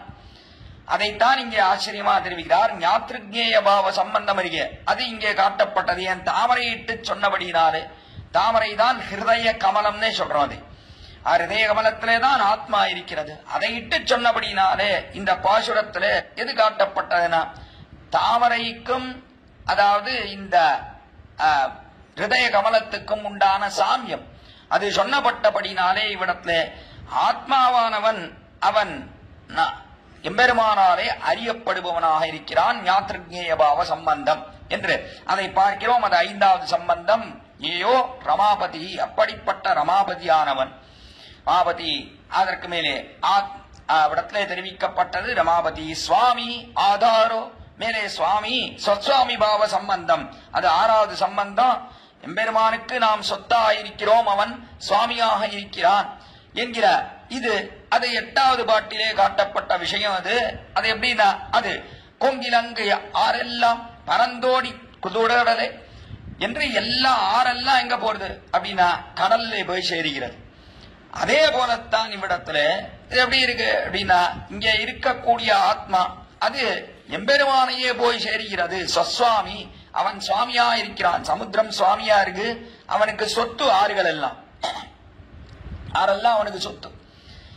அதே போலத்தான் இவ்விடத்துல ஆத்மா இருக்கே அவனுக்கு சொத்தா இருக்கு, எம்பெருமான் சுவாமியா இருக்கான். அந்த ஸ்வஸ்வாமி பாவ சம்பந்தத்தை தான் இங்கே எட்டாம் பாட்டிலே காட்டுகிறார் என்று ஆச்சரியமா அடியனுடைய பாட்டனார் அருளி செய்தார். அதற்கு மேலே ஏழாவது சம்பந்தம் ஆதார ஆதேய பாவ சம்பந்தம். அவன் ஆதாரமாயிருக்கிறான், நாம் ஆதேயமாயிருக்கிறோம். அதாவது ஆதாரம் அவன் தாங்குகிறான், நாம் அவனாலே தாங்கப்படும் வஸ்துவாக இருக்கிறோம் என்பதைத்தான் இங்கே ஐந்தாவது பாட்டிலே ஆச்சரியமா காட்டினார். இடத்திலே வெங்கட்டின்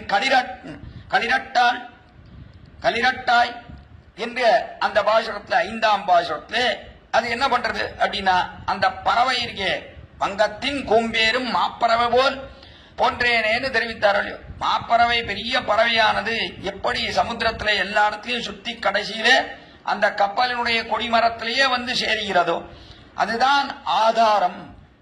அதற்கு இந்த பறவைக்கு ஆதாரம் இது கொடிமரம் தான் ஆதாரம்.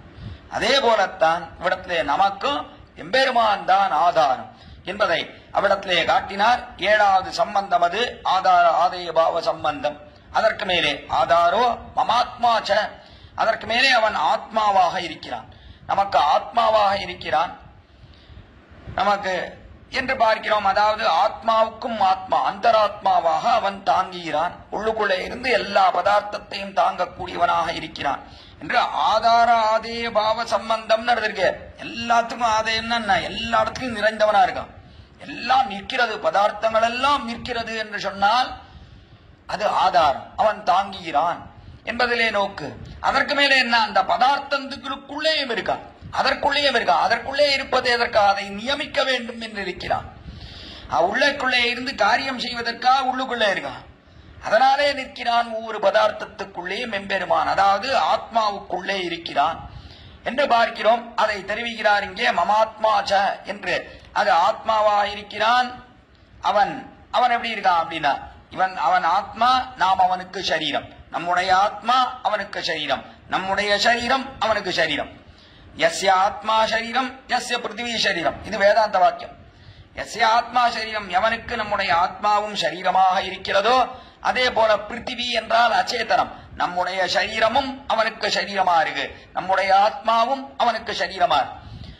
இப்படி எல்லாத்தையும் தனக்கு சரீரமாக கொண்டிருக்கிறான் அந்த எம்பெருமான் என்று பார்க்கிறோம் இவ்விடத்துல. அவன்தான் ஆத்மாவாக இருக்கிறான், ஆத்மா அவன், அதனாலே தாங்கக்கூடியவனும் அவன்தான், அதே போல ஆத்மாவாக இருக்கக்கூடியவன் அவன்தான், ஆதாரமும் அவன்தான், ஆத்மாவும் அவன்தான். ஆத்மாத்மீய சம்பந்தம் அது சொல்லப்பட்டது. 8வது சம்பந்தம் அதை இங்கே காண்கிறோம் என்றால், அதான் 7வது பாட்டிலே பார்க்கிறோம் இவ்விடத்துல. எத்தனையும் வான் மறந்த காலத்தும் பைங்கூழ்கள் என்கிற அந்த பாசுரத்தாலே சொல்லப்பட்ட என்ன, மெய்த்துயர் வீட்டாவிடினும் வித்துவக்கோட்டம் மானிற்கொள். படத்திலே மெய்த்துயர் என்று, மெய் என்று சரீரம், சரீரத்திலே இருக்கக்கூடிய உயிர், வீட்டாவிடினும் வித்துவக்கோட்டம்மா என்று இருக்கிறபடினாலே விடத்துல சரீரம் இருக்க, அந்த சரீரம் அதற்குண்டான உயிர் என்று சொல்லப்பட்டபடினாலே ஆத்மா சரீரம், அந்த சம்பந்தத்தை இட்டு இந்த பாசுரத்தை காட்டுகிறார் குலசேகர பெருமான். அற்புதமான நிரூபணம், நிறைய விஷயங்களை சொல்லி ஆச்சரியமா நிரூபித்து காட்டுகிறார் இவ்விடத்துல. அது அவகாச தௌர்லபியத்தாலே பூர்ணமாக சொல்ல முடியவில்லை. நவவித சம்பந்தத்தையும் 9 பாசுரங்களிலே பார்க்கலாம் என்பதை மட்டும் எடுத்து காட்டினேன் இவ்விடத்துல, அவருடைய வியாசத்தை கொண்டு இவ்விடத்துல. அதனாலே அந்த பாட்டாலே 7வது பாட்டாலே இவ்விடத்துல ஆத்மா எம்பெருமானாக இருக்கிறான், நாம் அவனுக்கு சரீரமாக இருக்கிறோம் என்பதை காட்டினார் இடத்திலே. அதற்கு மேலே 9வது சம்பந்தம் போக்தா ஆத்ய மனோதிதா என்று போக்தா, போக்திரு போக்யபாவ சம்பந்தம். எம்பெருமான் போக்தா, அனுபவிக்கக்கூடியவனா இருக்கிறோம், அவனாலே அனுபவிக்கப்படக்கூடிய வஸ்துவாக நாம் இருக்கிறோம் என்று போக்திய போக்யபாவ சம்பந்தம், அவன் போக்தாவாக இருக்கிறான். அதைத்தான் கடைசியிலே தெரிவித்தார். நின்னையே தான் வேண்டி நீள் செல்வம் வேண்டாதார் தன்னையே தான் வேண்டும் செல்வம் போல் என்கிற 9ஆம் பாசுரத்தாலே அவன்தான் போக்தாவாக இருக்கிறான் என்பதை தெரிவித்தார் இடத்துல. ஏன் அப்படின்னா, அந்த எம்பெருமான் அவன் என்ன பண்றான், நின்னையே தான் வேண்டி நீள் செல்வம் வேண்டாதார் தன்னையே தான் வேண்டும் என்று எம்பெருமான் கடைசியில கை கொள்ளுகிறான். எம்பெருமான் என்ன பண்றான் அப்படின்னா, இந்த நீள் செல்வம் இதெல்லாம், இந்த ஐஸ்வர்யம் எல்லாம் வேண்டான்னா, அவன்தான் உண்மையிலேயே நமக்கு வேண்டும் என்று நினைக்கக்கூடியவனுக்கு என்ன ஏற்படுறதுன்னா, தன்னையே வந்து சேர்றது, தன்னுடைய மோட்சமானது, மோட்ச ஐஸ்வர்யம் தன்னுடைய வந்து சேர்றது. அப்படின்னா என்ன அர்த்தம் அப்படின்னா, அங்கு போய் இவன் இருக்கானே எம்பெருமானைத்தானே அனுபவிக்கிறான், அதான் செல்வம். எம்பெருமான் இவனை அனுபவிக்கிறான். அப்படி அனுபவிக்கக்கூடிய எம்பெருமானை பார்த்து நாம் அனுபவிக்கிறோம். அதுக்குதான் நமக்கு ஞானம். ஆத்மாவுக்கு எதுக்கு ஞானம் அப்படின்னா, எம்பெருமான் நம்மை அனுபவிக்கிறான், போக்தா அவன்தான், அனுபவிக்கக்கூடியவன் அவன்தான், அவனாலே அனுபவிக்கக்கூடிய போக்ய பதார்த்தம் நாம். ஆனால் இந்த போக்ய பதார்த்தத்துக்கு ஒரு விசேஷம் உண்டு. எத்தனையோ போக்ய பதார்த்தங்களை நாம் அனுபவிக்கிறோம். அப்படின்னா என்ன அப்படின்னா, எல்லா அச்சேதனம், எத்தனையோ போஜனங்கள் என்ன, அப்புறம் எத்தனையோ விசேஷமான பதார்த்தங்கள், அதை எல்லாம் அனுபவிக்கிறோம். அப்படி அனுபவிக்கக்கூடிய பதார்த்தங்களுக்கு ஞானம் இல்லை. அதனாலே கேவலம் நாம் போக்தாவாக இருக்கிறோம், அவைகள் போக்ய பதார்த்தங்களாக இருக்கிறது. ஆனால் இங்கே என்ன விசேஷம் என்றால், இங்கே எம்பெருமான் அனுபவிக்கக்கூடியது நம்முடைய ஆத்மாவை. அப்படி அனுபவிக்கக்கூடிய இந்த ஆத்மாவுக்கு ஞானம் இருக்கிறது. ஞானம் இருக்கிறபடினாலே எம்பெருமான் நம்மை அனுபவிக்க, அந்த அனுபவத்தை பார்த்து நாம் அனுபவிப்பதற்கு நமக்கு ஞானம் இருக்கிறது. அது எங்கே நடக்கிறதுனா, பரமபதத்தில் நடக்கக்கூடியது ஒன்று. அதைத்தான் நீள் செல்வம் வேண்டாதார் தன்னையே தான் வேண்டும் செல்வம் போல் என்று அவ்விடத்துல எம்பெருமான் அந்த செல்வத்தை தானே கொடுக்கிறான் இடத்துல அது நமக்கு தன்னடையே வந்து சேர்றது. மற்ற செல்வம் எதுவும் வேண்டாம் என்று அவனையே நாம் செல்வமாக கொண்டோம் என்று சொன்னால் மோக்ஷைஸ்வரியம் தன்னடையே வந்து சேருகிறது. அதனாலே நம்மை அனுபவிக்கக்கூடியவன் எம்பெருமானாக இருக்கிறான் என்கிற அத்தியுதமான அர்த்த விசேஷங்களை இந்த 9 விதமான சம்பந்தத்தை பறக்க ரொம்ப அற்புதமாக நிறைய விசேஷார்த்தங்களை இடத்துல சேர்த்து எழுதியிருக்கிறார். இடத்துல அதெல்லாம் சேர்த்து சொல்றதுன்னா தனியா ஒரு உபன்யாசம், இன்னும் சொல்ல போனா 9 தினங்கள் சொல்லலாம். அவ்வளவு ஆச்சரியமான அர்த்தங்களை காட்டியிருக்கிறார். அதனுடைய பார்த்தனார் கீர்த்தி மூர்த்தியாக இருக்கக்கூடிய சிவவே இடையவில்லி ஷடகோபாச்சாரியர் சுவாமி, அப்படிப்பட்ட சுவாமி அத்தியாச்சரியமாக இவ்விடத்துல இந்த வியாசத்தை எழுதியிருக்கார். அதனாலே அதையும் சேர்த்து அச்சித்திதமாக அதே பதிகம் வந்து சேர்ந்தது அடியனுக்கு உபன்யசிப்பதற்கு இந்த அமிர்த தாரையிலே. அதனாலே அதையும் சேர்த்து இவ்விடத்திலே விண்ணப்பித்தேன். அப்படிப்பட்ட ஆச்சரியமான ஒரு அவகாசம். அதுல எம்பெருமான இடத்திலே மிகுந்த விசுவாசத்தோட அவனையே பற்றி வாழ்ந்து போக வேண்டும் என்று நிரூபிக்கிறாரே, அந்த விசுவாசம் நமக்கு ஏற்படணும்னா இதனாலே நாம் பிரார்த்திக்க கூடியது என்ன?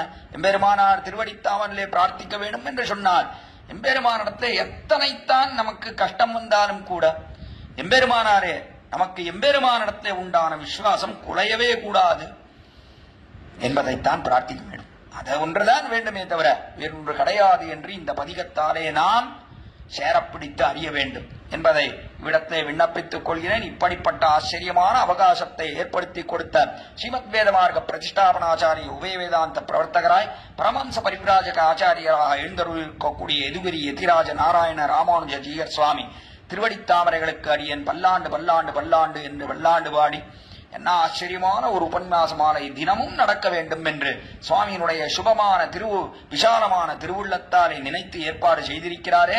அப்படிப்பட்ட சுவாமிக்கு அடியேன் தலையல்லால் கைமாறிலேனே நீசனான அடியேனையும் இந்த உபன்யாச மாலைகளிலே சொல்லும்படியாக நியமித்திருக்கிறாரே. அப்படிப்பட்ட அவருடைய திருவடி தாமரைகளுக்கும் அவருடைய திருவுள்ளத்துக்கும் அடியேன் தலையல்லால் கைமாறிலேனே என்கிற கிருத்தஜதையை தெரிவித்துக் கொண்டு அதற்கு மேலே எம்ஓபி வைஷ்ணவ அதாவது எம்ஓபி பார்சாரதி ஐயங்கார் சுவாமி ஸ்ரீ எம்ஓபி பார்சாரதி ஐயங்கார் சுவாமியினுடைய அறக்கட்டளை மூலமாக நடக்கக்கூடியது இந்த உபன்யாச மாலைகள். அப்படிப்பட்ட அந்த அறக்கட்டளையை சார்ந்தவர்கள் அனைவருக்கும் அடியனுடைய கிருத்தஜதையை தெரிவித்துக் கொண்டு முக்கியமாக அதிலே மிகவும் முக்கியமாக வகிக்கக்கூடியவர் ஸ்ரீ உவே டாக்டர் எம்.ஏ. வெங்கடகிருஷ்ணமாச்சாரியர் சுவாமி. அந்த சுவாமியினுடைய திருவடித்தாமரைகளுக்கும் பல்லாண்டு பல்லாண்டு பல்லாண்டு என்று பல்லாண்டு பாடி அவருக்கும் அடியனுடைய கிருத்தஜதையை தெரிவித்துக் கொண்டு இப்படிப்பட்ட அர்த்த விசேஷங்களை எல்லாம் அதை எனக்கு தெரிவித்து வைத்த அடியனுடைய திருத்தாப்பனார் திருவடித்தாமரைகளுக்கும் பல்லாண்டு பாடி அடியனுடைய பாட்டனார் திருவடித்தாமரைகளுக்கும் பல்லாண்டு பாடி அமைகிறேன். குற்றம் குறைகளை க்ஷமிக்க பிரார்த்திக்கிறேன். ஸ்ரீமத்யை விஸ்வவித்தாரிய மனோநந்தன ஹேதவே நந்தநந்தன சுந்தரியை கோதாயே நித்தியமங்கலம் ஸ்ரீநகரியாம் மகாபுரியாம் தாம்பரபரியுத்தரேதடே ஸ்ரீதிந்திரணி மூலதாம்னே ஷடகோபாய மங்களம் ஸ்ரீமதே ரம்யஜாமா திரிமுனீந்திராய மாத்மனே ஸ்ரீரங்கவாசினே பூயாத் நித்யஸ்ரீ நித்தியமங்கலம். ஆழ்வார் திருவடிகளே சரணம். குலசேகர ஆழ்வார் திருவடிகளே சரணம். எம்பெருமானார் திருவடிகளே சரணம். ஜீயர் திருவடிகளே சரணம்.